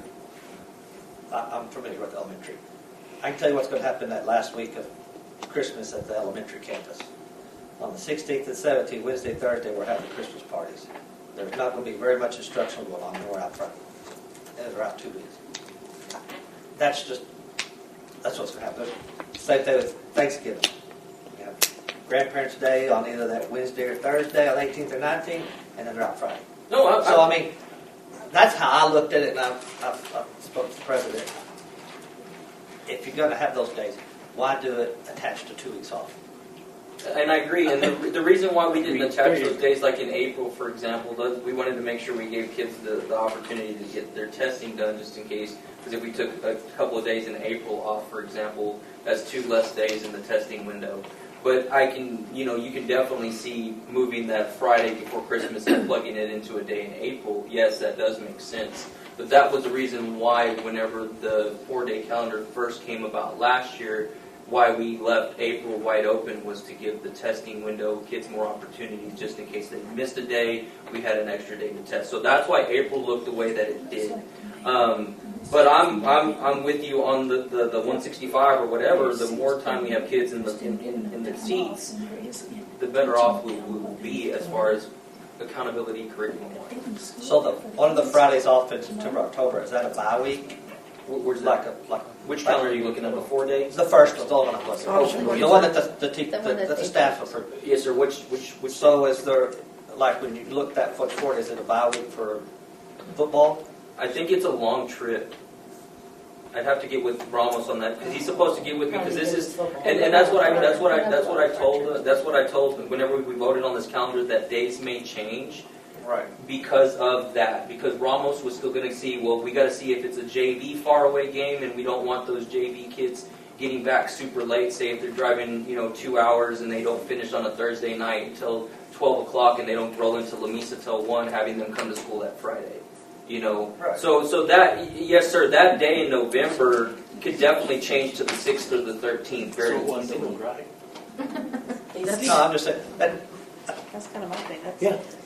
We're babying these kids too much. So do you think that, like the option that your committee chose, their option, do you think it would still work in teacher, like keeping them, the ones that were certified that came for the 4-day? Because, they're still getting some days off. I kind of like this one myself because I have had more parents call me in high school this year that their kids are having, breakdowns and stuff because they're overloaded. And I know we're fixing to kick the curriculum up. We're putting all this CT stuff on them. I kind of like that they get a break here and there because of that. Because we're overloading them, and we're not making them successful by doing that either. But will those same kids,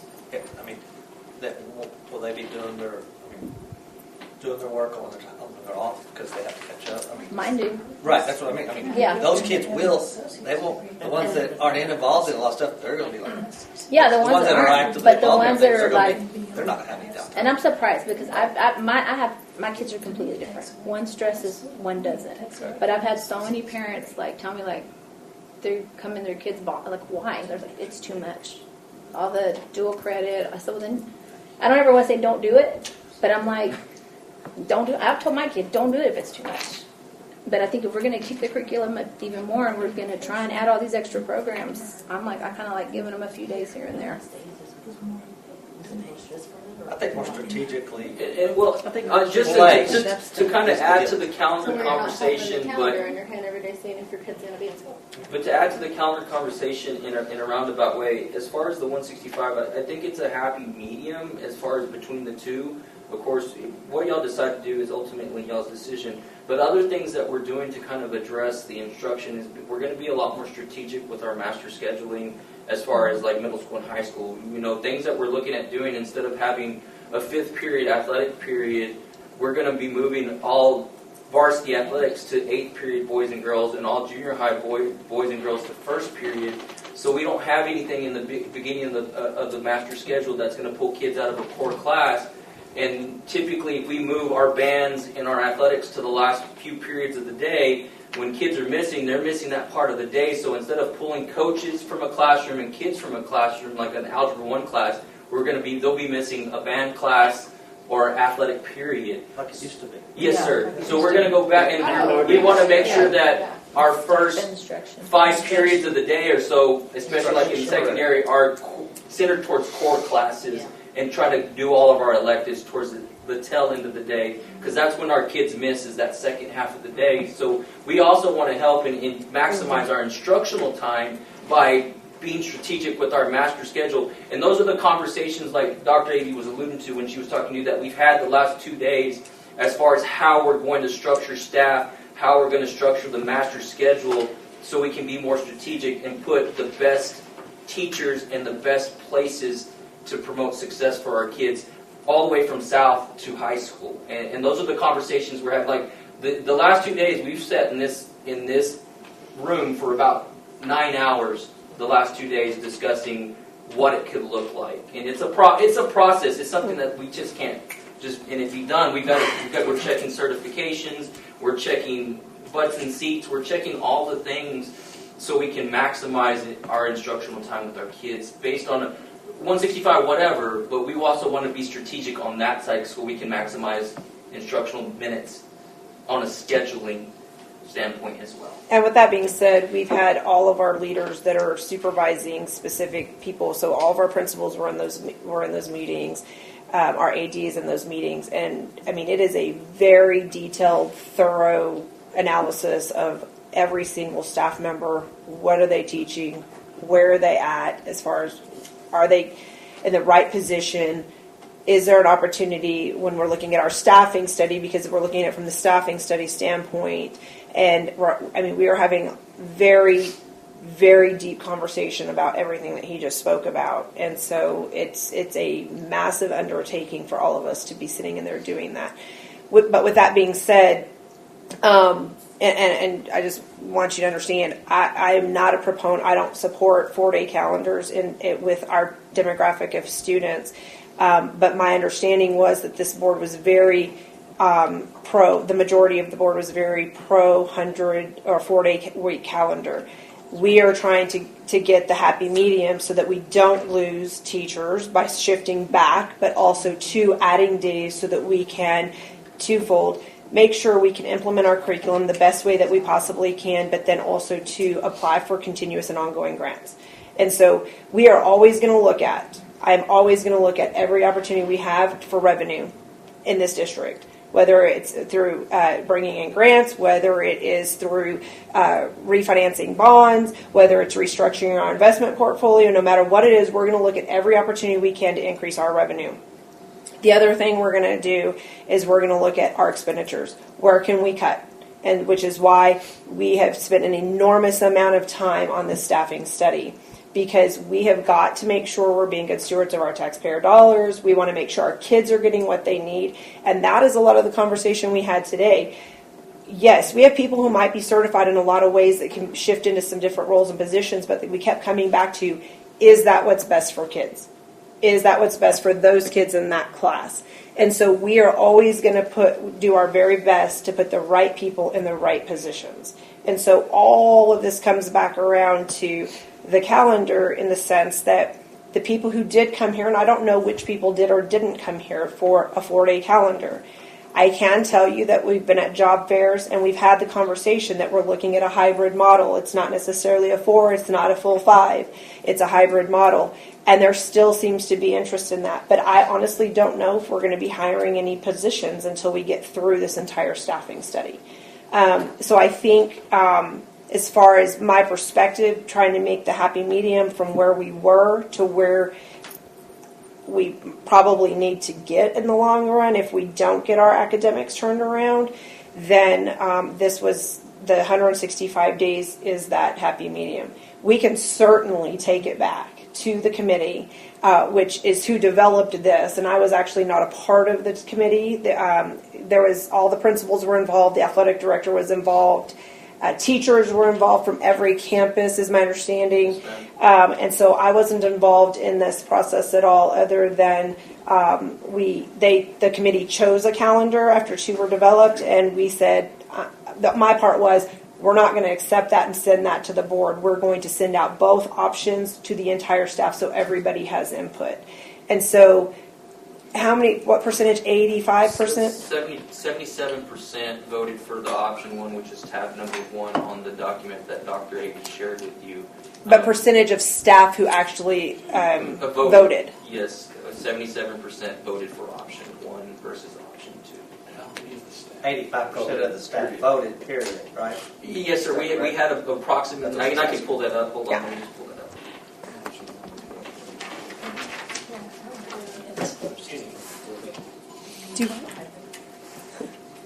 In the school for kids learning. I'm sorry. Yeah, and I envision more like every month it'd be a Friday, Monday off. But that's, y'all know more of what. And we couldn't there are have things days, going right? on. We have 146. It wouldn't be. You mean for half days? What happens with half days? Your attendance goes in the 12, because I mean it's a perceived not coming day. Yeah. You had 146 responses. 114 were for option 1, and 32 were for option 2. And that's because we posted it and we gave them plenty of time. We even sent reminder emails. We can't make you log in to vote, but we can give you the opportunity. And we gave everybody an opportunity. So did it just go to teachers, or did it go to all staff? We sent it to all staff, correct? And how many? What is the total staff? Right now we're about 300 staff. Oh, so only half of that. Part of that. That doesn't. You should have. But like I said, we can only push it out. And Okay, that's we sent reminder emails to Yeah, all and there's staff. 300 staff and only 146 responded. So that really doesn't. Well, it's That not doesn't gonna. tell It's us not much. gonna. Either we go 4 or 5. It's not gonna affect maintenance, transportation. Yeah, and stuff. because It doesn't. And that's been my big argument all year. Mm-hmm. And y'all know it. You got some employees putting in 32, 34 hours, 36, but you got that department, those 3 departments still pushing their 40 and 50. And the ones at 32, 34 are getting paid. Still they're hourly. I mean, it's just not. I know the saying is not everything's fair in life, but it's not fair to an employee in one department following a different rule that we vote on, and the others aren't. And actually, It's when setting we a did wrong vote, precedent. we were told that it was going to be across the It board, did but it didn't across turn the out board. to be that way. So it's not really fair for everybody else. Well, in a sense, in a roundabout way, it is, because you go from maintenance working 245 days and they went to working 207. in the 4-day because they got to get the 4 days off. So they went from working 245 So they days were off. They were to all working 207 off the same time we were. 207 I mean, days. everybody else. So was. they They're not off. They're not No, off. they weren't. They're They not either. weren't. You can say it all day long. But they, I'm going to argue with you all day long, Dan. They're not off on Fridays, and they're not off spring break, They weren't. and they're not. no, yes, sir, you're correct. But on the Fridays that they're here, they're getting paid overtime on those Fridays that they're here. But they're still working more than 30. So let's throw this out there. So a admin or a attendance clerk or payroll, they're working Monday through Thursday, 8 to 4. That don't compute the same as the maintenance person or transportation, Monday through Friday, Who goes 7A in earlier. 7A to 9 p.m. sometimes ball games. I know they're getting overtime. But are you telling me everybody that's working Monday through Thursdays, they're getting paid on an 8-hour day?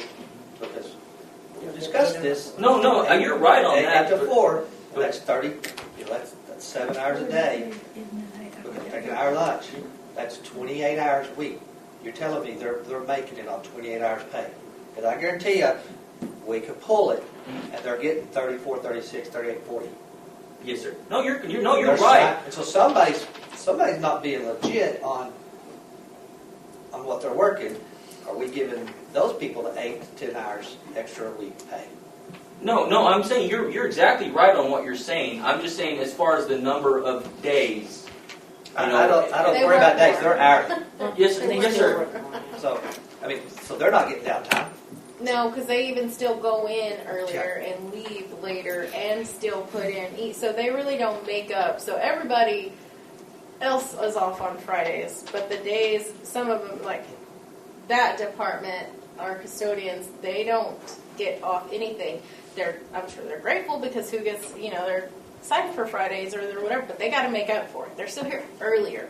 Leave a little later. They make up for that. They don't time. make up. It's not a straight up Monday through Thursday. You just enjoy your Friday. No, they got to make up. No, they're not going to vote on it. They know what the gig is for them.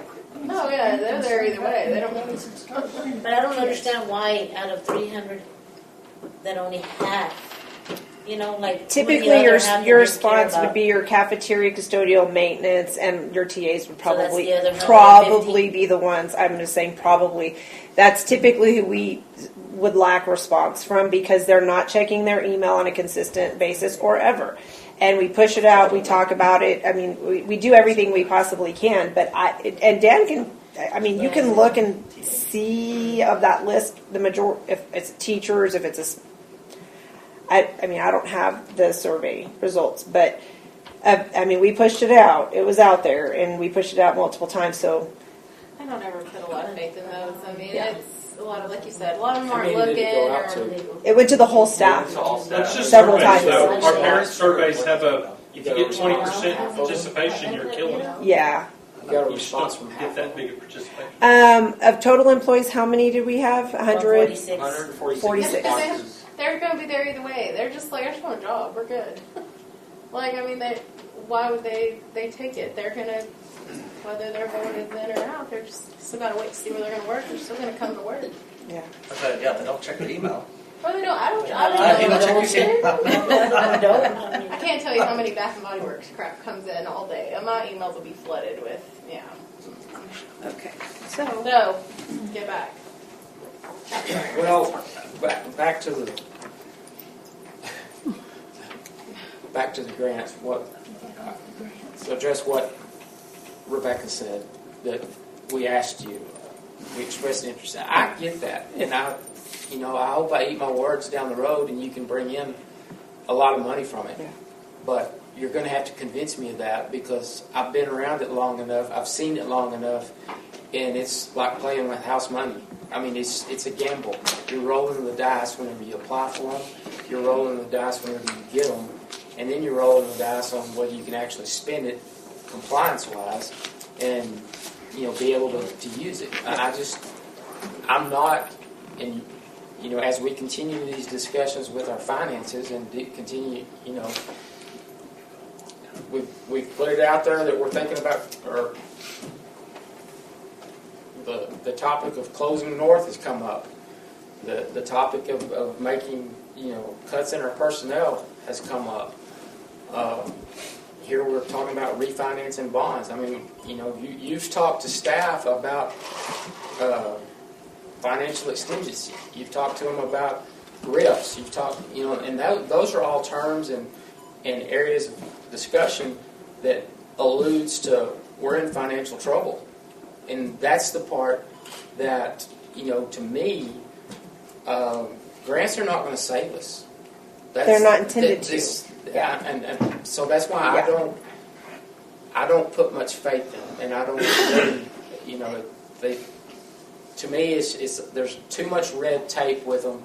If you get them and you're lucky enough to get a grant that can do something for you, and do something for you financially, great. But the odds of that happening is, you're rolling the dice. And so that's why you can tell I'm not a grant person. Well, and I respect your said anything position. to the board over my 2 terms here.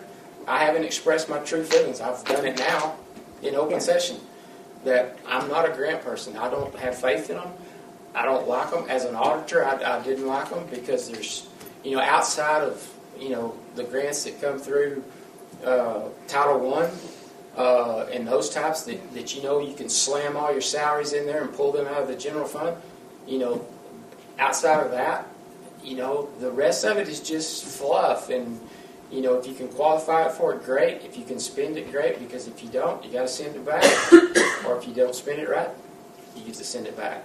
And whenever you get to send it back, then you have to pull that out of your general fund to do that. And so I'm just not a proponent of that. And so my deal with the calendar is that if we're going to base our decision on the fact that, we've got to have 165 days for us to continue to obtain grants, then to me, I don't see the need in changing the calendar, because the calendar, as we have it right now, has a lot of benefits in my eyes from a standpoint of recruiting, from other thing that I mentioned before.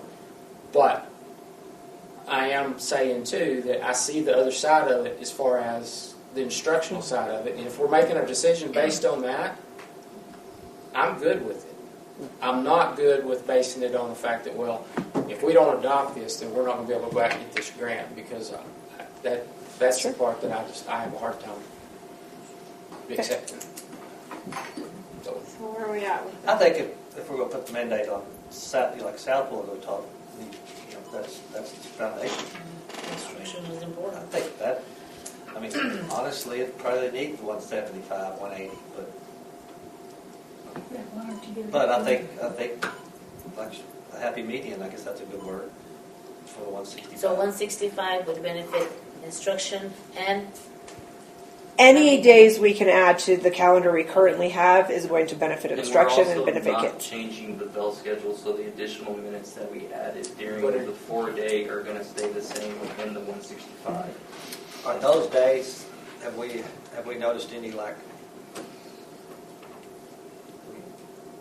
better word, wearing the student wearing out, especially at the younger age?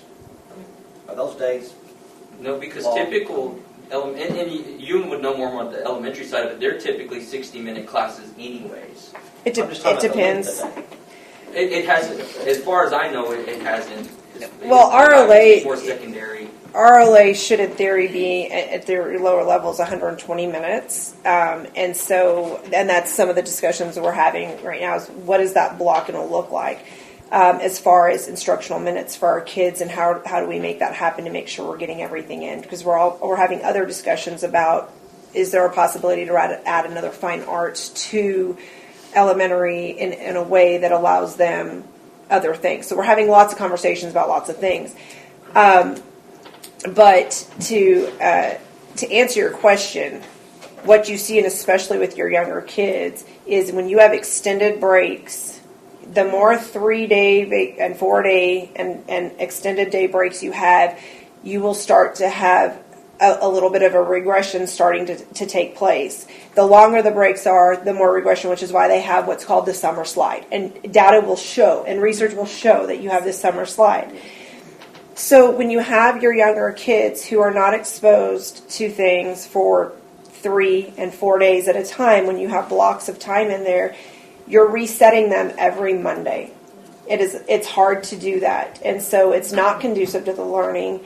And especially when our kids don't have and are not exposed to and don't have books in their home and high academic vocabulary exposure and all of the things that more affluent communities have. And so it is a struggle. And so it's just you're compounding that situation, which is why I've said all along that I'm not a fan of a 4-day calendar. But I also want to make sure that we're not losing quality teachers either, because I know that was a huge lift in this district last year. And so we've, I think we have a duty to try to find what is that right balance, because we want those high quality teachers, right, to stay. And if that's the reason they came, which I have not done a survey, I have not asked every staff member, why did you come? And if we went to a 5-day calendar, a full traditional 5-day, would you leave? I have not asked those questions to people. But to answer your question, it takes time to reset kids on Mondays. So when I Or look Tuesdays if when they're I off look at the Mondays. second semester, then leading up to start, because that's your ramping time, getting going. I know the first semester you're catching them up for the summer, and then however you'll do it. But when you look at the calendar, there's 1, 2, 3, 4, 5, 6, 7, 8, 9, 10, 11 Fridays off through the end of April, and 1 Monday. Actually, 2, 3 Monday, Tuesday, 3 Monday, Tuesday. Could some of those days be moved to the fall rather than spring? Because leading up to start, you need every minute you got on them. But that's just a thought. I know we can take any suggestion and recommendation back to the committee. And I would say again, we can make an executive decision in our office and revamp this calendar and bring it to you. But when we start doing things in isolation, that's when you lose the buy-in from your staff, which the method we use is what almost every district uses. You get staff to have input so that we are making sure we're addressing all of the issues and concerns, which is why we had an entire committee pulled together to do this. But we can certainly take anything back to the committee. What we run into by not adopting a calendar is we start pushing, we're looking at special ed considerations and master schedule considerations. And so we're trying to build those things out. And so if we're going to do that, we need to do it very quickly. If we're not going to adopt something tonight, we need to take it back. And we'll need to take back all of the questions and things you want us to consider to the committee. And we'll have to bring something back to you. Will you be involved with that? I certainly can be. Okay. I would like for you to be involved. So let me ask this. Do you think with the curriculum that you're wanting to implement and how rigorous it's going to be, both not only on the students but on the staff, do we need to look at going to back to the full 5-day? Again, I am a fan of the 5-day calendar, but I'm just going to say I don't know what the perception of our teachers would be and what percentage of our, because you were here. I don't know. My only concern, or my two biggest concerns, is Stacy and Frankie and all y'all that go to those job fairs. You're able to use it as a recruiting tool. That's evident about the teachers that we got last year. Sure. Losing the recruitment side of it, and then, to me, that part of it is worth its weight in gold as far as getting good quality, certified, teachers in here. It is. That's my one of my biggest concerns, Yeah. in not having either staying at where we're at or doing the hybrid side of it. Sure. Because I feel like that, take high school, for example. We're losing, 2 math teachers and a science teacher? Or what are we losing? Yes, sir. 2 math and 2 science. 2 math and 2 science. And to me, those are, we've got to have good people in those spots. 100% agree. You know, and we've been in situations to where kids were learning math from a TV. I know. And I will tell you that I thought I counted about 85. We were at Texas Tech yesterday at their job fair. It was at the Civic Center. I think there were actually closer to 100 districts at that job fair, and we think About maybe 75 students. And so it is a factor to consider. And that's why, I can tell you what is best for our kids is definitely not a 4-day week. I think the hybrid, if I had my vote, if it was up to me, we would be going to a full 5-day calendar. That would be my recommendation. Well, that's what I was just asking. Yes, but you run the risk of losing several highly certified teachers to other districts that are running a 4-day. And that's your everything. Because you can be there all day long, but if you don't have a certified teacher, that's all you're doing is just wasting time. So if we do the hybrid, your curriculum, we've got a lot of work to do, and you know that. And I feel like you can do that on your end. I think also on this end, we need to take into consideration the workload of our students, and I think that extra day will help. We're not going all the way to 4. We're not going 5. We're going to keep our teachers. So the hybrid is a happy medium. Well, and I think it's worth looking at least for a year. If we get through this next year in the curriculum and there's no way we can get through what we need to, and we see ourselves having to pull out a lot. But that's why instructional coaching is so critically important, because those coaches can help keep those teachers on pace and provide feedback and real-time coaching in the moment. And so, but the teachers have to have that support. And so, I think we can always bring anything back to the table at any time. But I think this allows us the ability to still stay competitive with our hiring. And I don't know if we're even going to be hiring anybody this next year.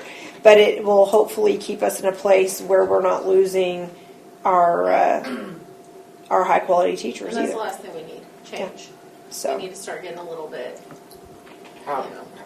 You mentioned that you may not even be hiring anybody this next year. What are your plans for math and science at high school? Well, we've looked at that today, and so we have been looking at certifications, and so we have plans in place for all of the areas that we need. So We're going to be able to absorb those? Is that what you're telling me? we believe we are going to be able. Right now, we are in the process. That we have? Because we talked last when we talked about we have people that are certified in stuff that's not teaching their course. I think is what I. And if we get to a point where when we're working the master schedule that we feel like we need to, and we will be working that. We have multiple meetings set. We spent 5 hours today, team, looking at that, and we got to a place where we needed to move on and let people go back to their campuses, but we're coming back multiple times over the next couple of weeks to make sure we have a very good and robust plan. We're also meeting back with collegiate education because of the pathways and things that we want to change and revamp and the sections we want to add. It's a huge puzzle, and we're trying to put the pieces of that puzzle together. But at the same time, we are also looking at that staffing study, making sure we're not overloading anybody, but making sure that we really know and understand what we truly need. And special ed has to be very involved in that because we also have to make sure we have resource and inclusion and all of those things. So it is a huge process that we're trying to make sure that if we do not have to go out and hire, we're not going to go out and hire if we have the right people to fill the positions that we need. So where are we at? So these people that we have that will slide into these positions, how long have they been with us? They're with us now, so I mean, it just depends on which person, and I don't have. I'm asking. Yeah. Have they been with the district for a while? I can't. I'm wondering if they were in place prior to. I mean, if we had them in the district prior to Dr. Nelson, bringing those those individuals own that are leaving those positions, why weren't they looked at back then? I can't speak I to know you what can't. happened I know you can't. last year. I You don't see know. where I'm going? I understand where you're going. I have a lot of questions and wonderings myself myself too. certified to Why didn't we teach. utilize them? Why didn't we Yeah. utilize them? I believe Why did me. we go out? I'm not knocking. Yeah, we have a But they full haven't team worked working out. on asking those same questions about every position, and so I mean, and we're spending an enormous amount of time being very thorough with it. So So so what are y'all thinking? Do we want to table? Do we want to vote on this? You want to I say we I need still to table table. table it? Okay, so are we telling them are we saying, well, what are we looking at? Are we looking at a 5-day? Are we looking at a hybrid? I say a hybrid. Okay, so are we not So like under to option do one, that? there's then? 26 I like days, this one, Friday, but Monday, I Tuesday. think we could probably do a little bit. Under the previous year, it's 36. So there's still a lot of time off for the teacher. I mean, to give them. can we still get into that realm of more class time? I would just hate to go back, unless we're doing a 5-day, I would hate to go back and waste another 5 or 6 more hours when we need to be in That that. option one that was voted on is a hybrid. yeah, It is the hybrid. it is the hybrid option Yeah. So there is already a hybrid that was option. developed with all of That's us. it. That's Yeah, the that's what option. I'm So saying. if we're tabling it to do another hybrid, then I Yeah, we need to know what exactly you want us to take option one back and I change. Is don't that get going that. to? Is So, that okay, so you're saying this option one is the hybrid with the 165 Yes. days, and everything else is yes, still we give the 165 teachers a days? week. No, option 2 was 165 days, but staying on a 4-day. So what it's doing is So for the last extending week the of end May. of the year and starting the end of the year sooner. I had to add an extra week since I added the week. A week more at the beginning of the year. I had to add days somewhere else. So that's because last year we graduated, or this year we're graduating. I don't like the graduating in June. Well, that's if we stayed in a 4-day with the 165 instructional days. The hybrid it answered the questions that a lot of teachers wanted as far as the issues with the 4-day. Was the amount of time at the beginning of the year to prepare for kids. So I added a week compared to the 3 days. So I had it. Yeah, we're still out before Memorial Day because Memorial Day is on the 31st. So can we, whenever they go to these job seminars, Option 1. I mean, are we still selling it as a 4-day? It's a hybrid. It's a very sellable because you're telling them you're working, basically 174 days as a teacher compared to 187 days. So you're still getting some more time off than you would in a normal district. And then of course we offer the commuter van, that's also enticing. So and our pay is it's not Lubbock ISD, but we're within $5,000 of Lubbock ISD what they pay. And if we can offer a hybrid version on top of a commuter van, we're still very enticing to pull some people over to our district or keeping people that are already commuting to continue to commute to the district. I think TIA would be a good, like we're a rural district, so their TIA would increase. If say Coming Lubbock here. is TIA, their TIA would increase significantly If they came here. if they came here. To me, that's recruiting. And then we're also expanding the amount of eligibility TIA options as well. I think it's to where next year we'll be asking staff who is not as eligible right now. I think we're adding up to 10 or 12 eligibility areas that we didn't offer the last TIA submission that we're going to now offer this TIA submission.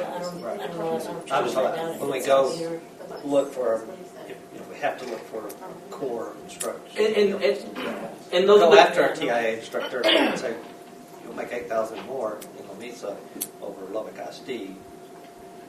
And those are the conversations we talk. We talk to the candidates at Texas Tech. We're telling them that their TIA opportunities are a lot greater in a rural district than a DFW, Lubbock ISD area. So yes, sir, we sell them on everything that we can because we tell them about the benefits package, what we offer as a district, all the things that we provide here in Wilkinson. It's a great community here. They get support. So, and that's why we took, for example, Carly went with us for this one because she was one of the ones that we hired from Texas Tech. So she got to talk to a lot of these people that were coming to our booth and giving her experience as far as what it was like, how the commuter van worked, how the support that she got from central office and the things like that. So she was able to give her own story where it's not the assistant superintendent telling you what it is, it's an actual teacher that's been through it telling her story. Now that you mentioned commuters, you know how they do the commuter stipend, are we doing, I mean, is it just a 1 year or there's nothing? I think we were looking at getting rid of the commuters. Okay, that's what we wanted to know, because I'm. No, the commuter. She's talking about the commuter van. He was. When they brought saying commuter, that. That's what I they- thought, yeah. he says commuter's Yeah. van. I thought that too. Okay. No, the commuter van, not a commuter stipend. We don't offer. Okay, that's what I was wondering if that was. I think this is the last year where it phases out. Okay, that's good. So, are we in favor of any of these right here? Hybrid, I personally, what do y'all- Are we voting or are we? I feel like it's a happy medium. You're gonna, hopefully the teachers that came for a shorter week, it still gives them somewhat of that. It It's does, not, if you look it at gives it. the kids a little break, it gives you the 165 days. You're off all And of our December. staff came up with this. Yeah. The So- staff, I really don't care about that because, Half of our staff. I mean, Okay, well, I look at this and I look at when I was going to school, we didn't have these many days off. I mean, so if we're going to go with this hybrid one, I'm like Ron, I think we need to take some of these days off, like in the second semester, and either do away with them or plug them into the first semester because we need to get these kids ready for STARS, for our testing. So that's the way I feel. So the yellow days that you see on there, just so you guys know, those are professional development days for our teachers, and those will be very critical days for them to unpack, especially in your curriculum implementation days. They will use those as planning days to prep for the upcoming. Yeah. Oh, I I would, get that. I would like recommend that, though. taking Okay. like Yeah. Friday before Christmas, leaving it there because you know what's going to happen. There's going to be, like I told you, Thursday's going to be the. Here's my stocking stuffer, and all that. So you're saying But take the 18th, make that a school day because that's probably going to be a Christmas. The Friday before Thanksgiving, we get the whole week off. I mean, you can add to it. We still got bad weather days. Those are days off at the end of the school year, unless we. But I would say be more strategic on those two Fridays and the Friday. But those could be moved around, right? So you're talking Like, about, we have to go like back. for So we example, can like adopt Ron, you this said, like November November 20th. like November 20th, move it to November 6th. That or just take it off. You could do it 6 because that's a long. That I will say. I if wouldn't we're make looking at very many 30th all the way to the But 20th. like, so That's for a full 3 November, weeks. I would change like that So do it 20th and move it to the the 13th. Or 13th. Yeah, 13.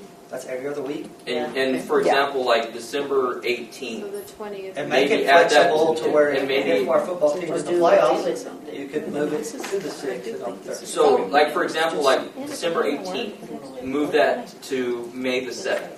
Or just do away with it. Do away with it. Because you're already getting the 4th, and then you go to school 2 weeks, and then you're off the whole following 2.5 week. weeks. 2.5. You don't come back till January Yeah. 6th. So if we vote No, we on come this, back. And then you're off. Then you're off. Well, the We're back 4th to- you're off. Yeah, no, but we're back You on can the vote 5th on with it with kids. those proposed Okay, Then changes. you're back out on the 8th. Thank you. As long Well, as the it's not like teachers all aren't. The on- Yeah, teachers no, are there but the kids are- for PLCs And we're talking about stuff. instruction, and that's our biggest thing is instruction. But that's to prepare for instruction. That's where we Right. vertically align Right. PLCs and stuff like Y'all need that. it for job fairs, don't y'all? They really need a calendar for job fairs. Yeah, so So let's decide Yes. and move on, Amen. please. so Please. Now, So hybrid. So this starts the hybrid. Yeah, just so you know, what we're telling people, what we told people yesterday is we are proposing next year adding 10 days back, which is one more day per month on average, but we don't know what the board is going to Yeah. choose. That's what we're telling everybody. And so, but it would be very nice for us to have the information. And we also need it for special ed. Well, then just leave it as is. I mean, But we can make a few of those changes and we can adopt it with those I mean, changes. if we approve like motion 1, y'all can, you just said we're bringing back 10 more days. That could still, I mean, within this hybrid, y'all can still move whatever days maybe. Yes, to- ma'am. Yes. Yeah, Like so it's just what Ron was approving the suggesting with the option. 20th, even though y'all approved the hybrid calendar, I can still move that 20th to the 3rd. You know, it's because it's still within the scope of what. 13th. Right. Yeah, or Yeah. whatever. Right. Yes, sir. it can still be moved. It just because it doesn't have to stay just like this. So We're we still all gonna know operate what's going to with happen this. those 2 Fridays. Yes, sir. Okay. Okay, well, I'm good with that then. So, option 1 that the teachers voted on are the ones that we're all okay with. I mean, we're going to vote on it in a minute, Yeah, we but I gotta- just want to make sure that's the one. With the Do I- two, was it a total of 2 changes? 2 changes. With I the think. with Okay. the changes to December 20th and December 18th. And November, right? Yeah, What is November it? 20th. November 20th. November and then 18th. Just did this one, and then the I mean, there's more to teach. Yes, sir. So I just want to put Arizona now. And I then get it. what day in But I December? don't think it's gonna matter. December 18th and November 20th. Those will be They're still getting those adjusted. 2 days. It's We're just looking gonna at be moving. put in a Where are you different We're days. looking at moving the November 20th date to the possibility of 13th. November 6th No, 6th or 13th. or 13th. 13th, that'll be every other week, because you're out on the 30th. Yeah. 13th to November 13th. And December And then 18th, away with it, or? we could possibly look at doing away with it or moving it to May 7th when testing's already done. Yeah, I don't let's have do a problem. that. Then We'll do do that. school. Okay. To May Because you 7th. got, I mean, once testing's done, I mean, I know you. It's like herding cats from there. Okay, I don't that's know going about to be. Okay. And if I don't, I mean, I'll say I'm very anti-against before, but I'm not So going to be here. that's- I'll that's the preface one that. guy, I shouldn't okay. really care for that. Well, you got to make a motion on that and Well, second it once and we vote get on there, it. Yeah, but that's what I'm saying. Dan Just- took yeah. I got it. He's got it. Okay, now. It's his working staffing, document. The staffing study. Oh, wait, you got it? Oh. We're done. We don't need that. Oh, you don't one, need to vote on it yet? Do you guys want to Not move to the vote, or do you want it for on that particular thing? Or are you guys? No, we'll just wait. Okay. We'll just wait till we get it all done at the same time. Okay. All right. So we preliminarily had the staffing study presentation by TASB on hold, on standby if we needed them, but it was you and I visited, and they didn't need anything because the information that we presented last time sufficed. So we don't have a presentation by them. And then you already did safety and security. Yes, and then what I was going to talk about the staffing survey was kind of what I alluded to as far as being more strategic. Those are the conversations that we've been having these last 2 days as far as we've utilized the staffing survey study to kind of drive our conversations these last 2 days and being more strategic with how we plan going forward. And we're using that as our premise for all of our discussions. Okay. Okay. Safety and security. Okay, sorry. Yeah. Okay. Superintendent? All right. The first thing I want to do is talk to you quickly about Future Ready Superintendent Leaders Network, which we were able to be accepted in since I was a part of that. Our district was able to be a part of that.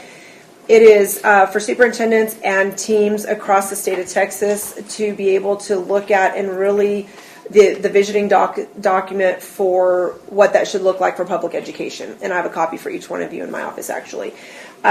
It was hosted in Lubbock, the last one, which is the first time that's happened. And so we had the opportunity to hear from some incredible motivational speakers talking about leadership, talking about team building, all of those things. But then we were able to go to Friendship and see a lot of amazing things in action. So that's what we do with Future Ready Superintendent Leaders. We go to districts and we observe programming and we observe how they're doing things so that we can take small chunks or nuggets and big pieces to implement things in our district. With that being said, one of the things that we received that they hosted for us is we received a flag, and it's here in this box, and so we need to make a decision what we would like to do with it. I'll let you pass that down. But this is presented to Lamesa Independent School District. This flag was flown over the capital of the sovereign state of Texas in honor of Future Ready Superintendent Leaders Network on February 25th, 2026, and presented by Friendship Independent School District. So that was a pretty neat experience for us to be able, all of the districts were able to receive one of those. So I'll pass that around for y'all to look at. So I want to share that information with you. The next thing is on the ballot. We did pull the legal language of the ballot for the upcoming election, and we wanted to make sure that what we have on the ballot is accurate. And the way it reads in the actual law is if more than one candidate is to be elected in any race on the ballot, in quotes, vote for none, one, or two, or in order, the numerical sequence appropriate for the number of candidates to be on the ballot. So our ballot language was updated to reflect that. I had multiple people ask me about that, some board members, some running, some possibly not running. We wanted to make sure the language was clear, so we did get that updated. Any questions about that? Okay. On the curriculum, I wanted to talk to you all about, we mentioned briefly the Blue Bonnet curriculum. We did take a team of teachers, and Jamie was going to present, but she is not here today, so I have just an update on that information. But she went with an entire team to look at what the implementation looks like, and they were very impressed. The thing that they heard was it's quite rigorous. You guys saw an example of that, of just one quick example. They spent a half a day really in classrooms watching teachers implement, and they came back, I would say, excited, but also a little like, wow, that's rigorous, a little shocked, but we are making the recommendation that we get it for the reading, the Blue Bonnet reading K through 5 for reading language arts. And it will include the foundational package, and then 3 through 5 will include the textbooks and anthologies. We do have all of this slated for us in our EMAT account. We have a significant amount of money that we have there to spend, so it will not come out of our operations budget at all. We can draw it down through EMAT. And for all K through 5 with everything that we need, the cost of that is roughly $45,101 for all K through 5. And we have substantially more than that to cover it through our EMAT funds. Let me see if there's anything else on there she wanted me to double check that I made sure I gave the information to you. Is there anything I'm missing on that? Principals? Okay. I just wanted to double check that I shared that with you. So it will not cost our budget anything. So that will be an action item down below. The other thing, we did some discussion, we've been having discussion about just kind of, like the history, and I may or may not have it correct, of we used to offer pre-K to everybody, then we didn't offer it we only offered it to those who qualified and met one of the qualifying conditions. I think back in the day, we had a substantial number, maybe 15, 18 kids that did not qualify, but we were still allowing in our program. And I know that we had a much larger enrollment. Now we anticipate we would have maybe up to 5 approximately if we're guesstimating appropriately. And so it would be my recommendation to open pre-K and pre-K4 enrollment to everybody who resides in Lamesa ISD. We need, and we're going to go back to getting our hands on our kids as early as we can, and I would take them at birth if I could, making sure they're exposed to the social and emotional learning that they need to early on, that they're exposed to academic and non-academic language and vocabulary, peer interactions, navigating the building, just all of the dynamics that go with a learning environment. So it's my recommendation to this board to allow us to change that and open up pre-K enrollment to everybody who resides in Lamesa ISD. Any questions about that? Great idea. Okay. And then on collegiate education, we had a full day meeting with them, with our leadership team last week or the week before spring break. I shared with you what we want to do is shift everything that we're offering through and run everything through P-TECH. We want to open up P-TECH to all kids. We do not want to make it an application-based program. The things that we are looking at adding is an Associates of Pre-Nursing to include Patient Care Technician, which is a higher certification than the CNA, with phlebotomy, CNA, and EKG. And we also want to add Pharmacy Tech. Under the criminal justice pathway, we want to make it sure it's an associate's, that we also add the jailer certification there. Under welding, we would like to add that to, let's see, we want to add additional certifications, but we want to make sure that we add substance abuse in there as well. And that was a recommendation, which I actually hadn't heard from Collegiate Education, but they said that's a really important course that we need to add. As far as the non-P-TECH courses that we're currently offering, and we want to shift up, we want to do our teaching and learning so that we can make sure our kids are getting certifications there, but we want to build it out into an associate's and to a bachelor's program. So we're looking at adding not just the pathway, but partnerships with other institutes of higher education. And we're wanting to add a business pathway, and we want to run our cosmetology, we want to add BIM, and we want to run cosmetology and culinary certificates through the business pathway. Under construction management, we're looking at revamping this particular program and making it more of a building trades, where we are offering HVAC, plumbing, electrician, and craftsman, and we are currently exploring options to be able to make that happen.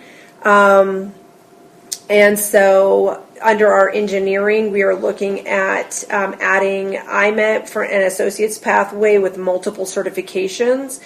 And as we build that out, we'll have more information to come on that. Under animal science, we want to add an associate's degree in agriculture with Howard College and intro to animal science, marketing, and horticulture.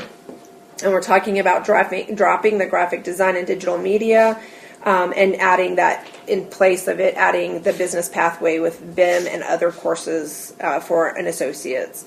At middle school, we want to add, and we're looking at options to add principles of law, principles of health science, principles of hospitality, and principles of engineering. And we are also, Collegiate Education is going to be pushing a student interest inventory survey to us that we will get all of our kids to get input, because we don't want to offer something if we don't have any interest in it. But if there's interest in other things that we're not thinking about, we want to get their information. So we're going to push that out to middle school and probably high school students as well. We're also looking at expanding our partnerships with institutes of higher education. Currently we have Howard, and we're looking at adding McMurray, South Plains College, and possibly we already have, well, I don't know if we have an MOU with Texas Tech, but if not, Texas Tech, and then also West Texas A&M. They have an automatic MOU with Collegiate Education, and so they run teacher certification pathways We through do there. have an MOU, so I had to turn that in as part of the residency program through LASCO. Perfect.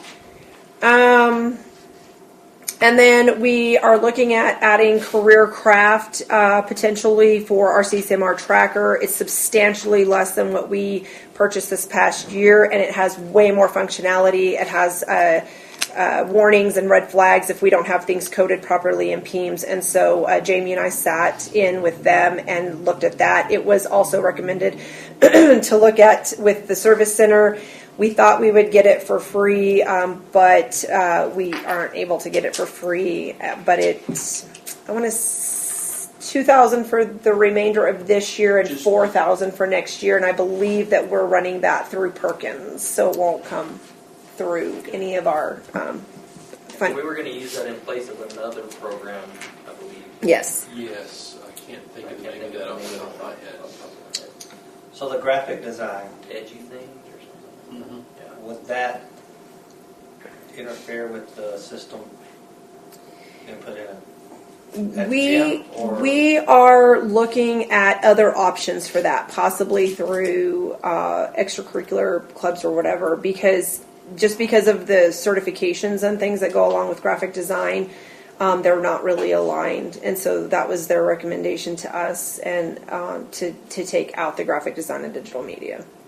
So we're going to look at other options, because we did explicitly talk about, well, we got this new program, and so we're going to be making sure that we have options to make sure that that's running. So we're not dropping that ball. We're just not going to run it through that class. But we're going to figure that out. Have you? I know you said you've gone through classrooms. You're looking at what's going on, who's doing what, how their skill sets are. Are you doing that with you're adding all those things? That's great. But do you have you looked to see that we have the right people in place in those places? Yeah. Because that's Those are the part of the conversations we're all having. I was just curious. Yeah. I mean, if you put me into construction, I'm a body, but No. I'm not teaching anybody anything. I can assure you we We don't are. have to add anybody. We're not exactly sure. We're not exactly sure on that. We're looking at, there may be one that we may need to add, but we're trying to get that figured out. Because from what you just told us, that's a lot of, which, it all sounds good, but we gotta have people in place. Well, we have a resignation for one of those pathways, but so we do have to replace. We thought we had someone in our system that we're talking through today, and we may not have that person through our system, so we may actually have to fill that particular position. And so, but all of Which these, position is that? it's our criminal justice. Criminal justice, Yeah. you're better half. And so we're trying to figure out, like, we thought we had somebody. So we are at the stage now where we have not gone to talk to all the people that we want to talk to, but these are the things that we're looking at adding. And if we don't, as we build out, obviously, if we build out the, and a lot of the things that we're doing is we're shifting up into P-Tech, and we may be adding a section or two of something, and we have plenty of room to add sections in our master schedule. Plenty. We're gonna be able to fill these classes? We don't know. That's what we're getting ready to. That's going to be the next phase. If we get to a point that we can't, then we obviously won't. But we intentionally took her for a tour of our facilities of both middle school and high school so that she could see what we had as we talked through what we want to build out. And we feel like this.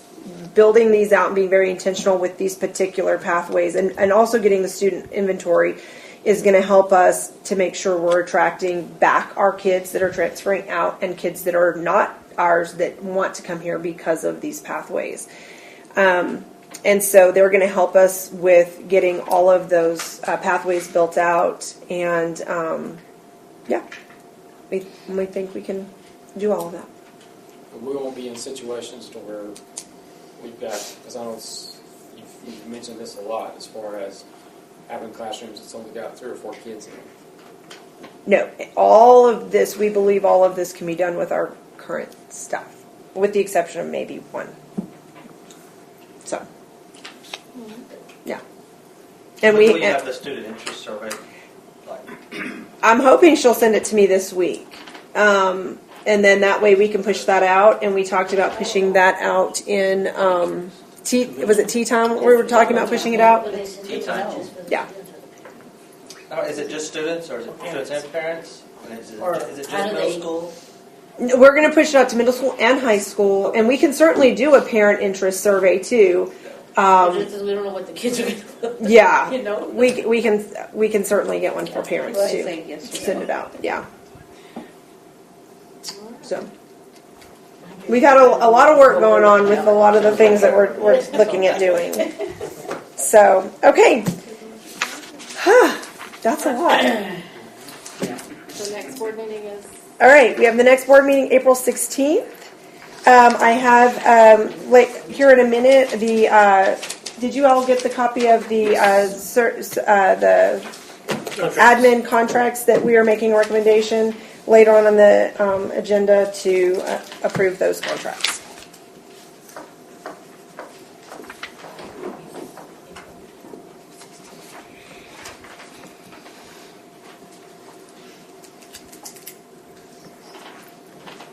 And I've already made adjustments to the calendar based on y'all's recommendations. So that's been updated. Thank you. Hey, look at December 13th, 29th. Never mind. I don't have my glasses on. It looks funky on the very bottom row, and I'm not really sure. I think that's your own numbering, not the actual. Yes, okay, those gotcha. are my own numbers. I couldn't quite read them very well.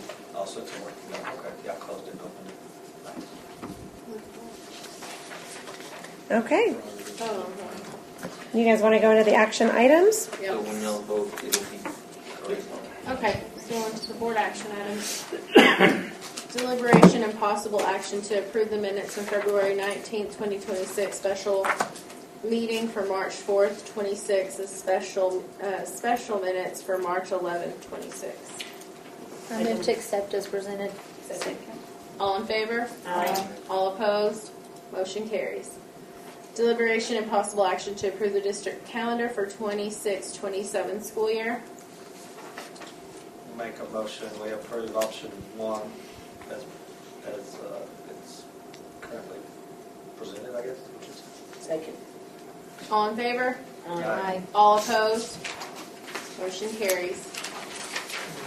Deliberation and possible action to authorize the board president or superintendent or CFO to have signature authority of securing and locking in bond rate. Make a motion as presented. Second. All in favor? Aye. All opposed? Motion carries. Deliberation and possible action to approve administrative contracts.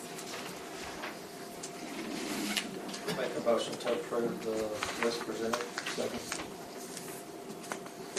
Did we have that? Okay. Okay. Because that's where approving this is, right? Yes.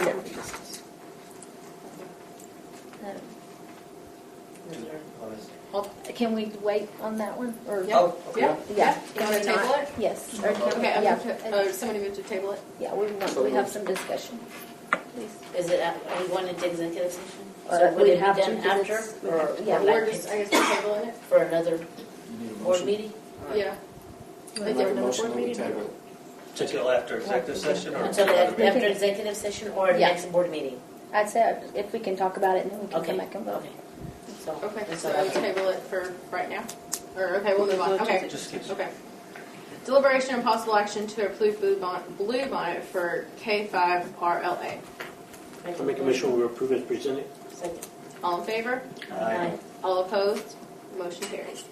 Deliberation and possible action to approve enrollment in pre-K4 to all Lamesa ISD residents. Make a motion we approve this to allow all enrollment pre-K through 4 to all of these ISD residents. Second. Pre-K. All in favor? Aye. All opposed? Motion carries. Deliberation and possible action to approve the budget amendments.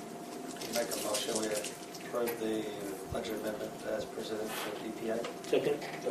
All in favor? Aye. All opposed? Motion carries. We'll now go into executive session. It is 8:46. Dr. Raby will be joining us. Take a potty break. Get it. Get it. We are now back. Oh, was it you? And I thought it was Ron, and I'm apologizing to him. I'm sorry. Okay, we are now back from executive session. It is 11:01, so we have one action item. We got to go back to action item number 6. Deliberation and possible action to approve administrative contracts. Need a motion? We need a motion. I make a motion to approve as presented. Second. All in favor? Aye. All opposed? Motion carries. This meeting is now adjourned. I want riches for that. Yeah. Jeez. Oh man, I just remembered. Thank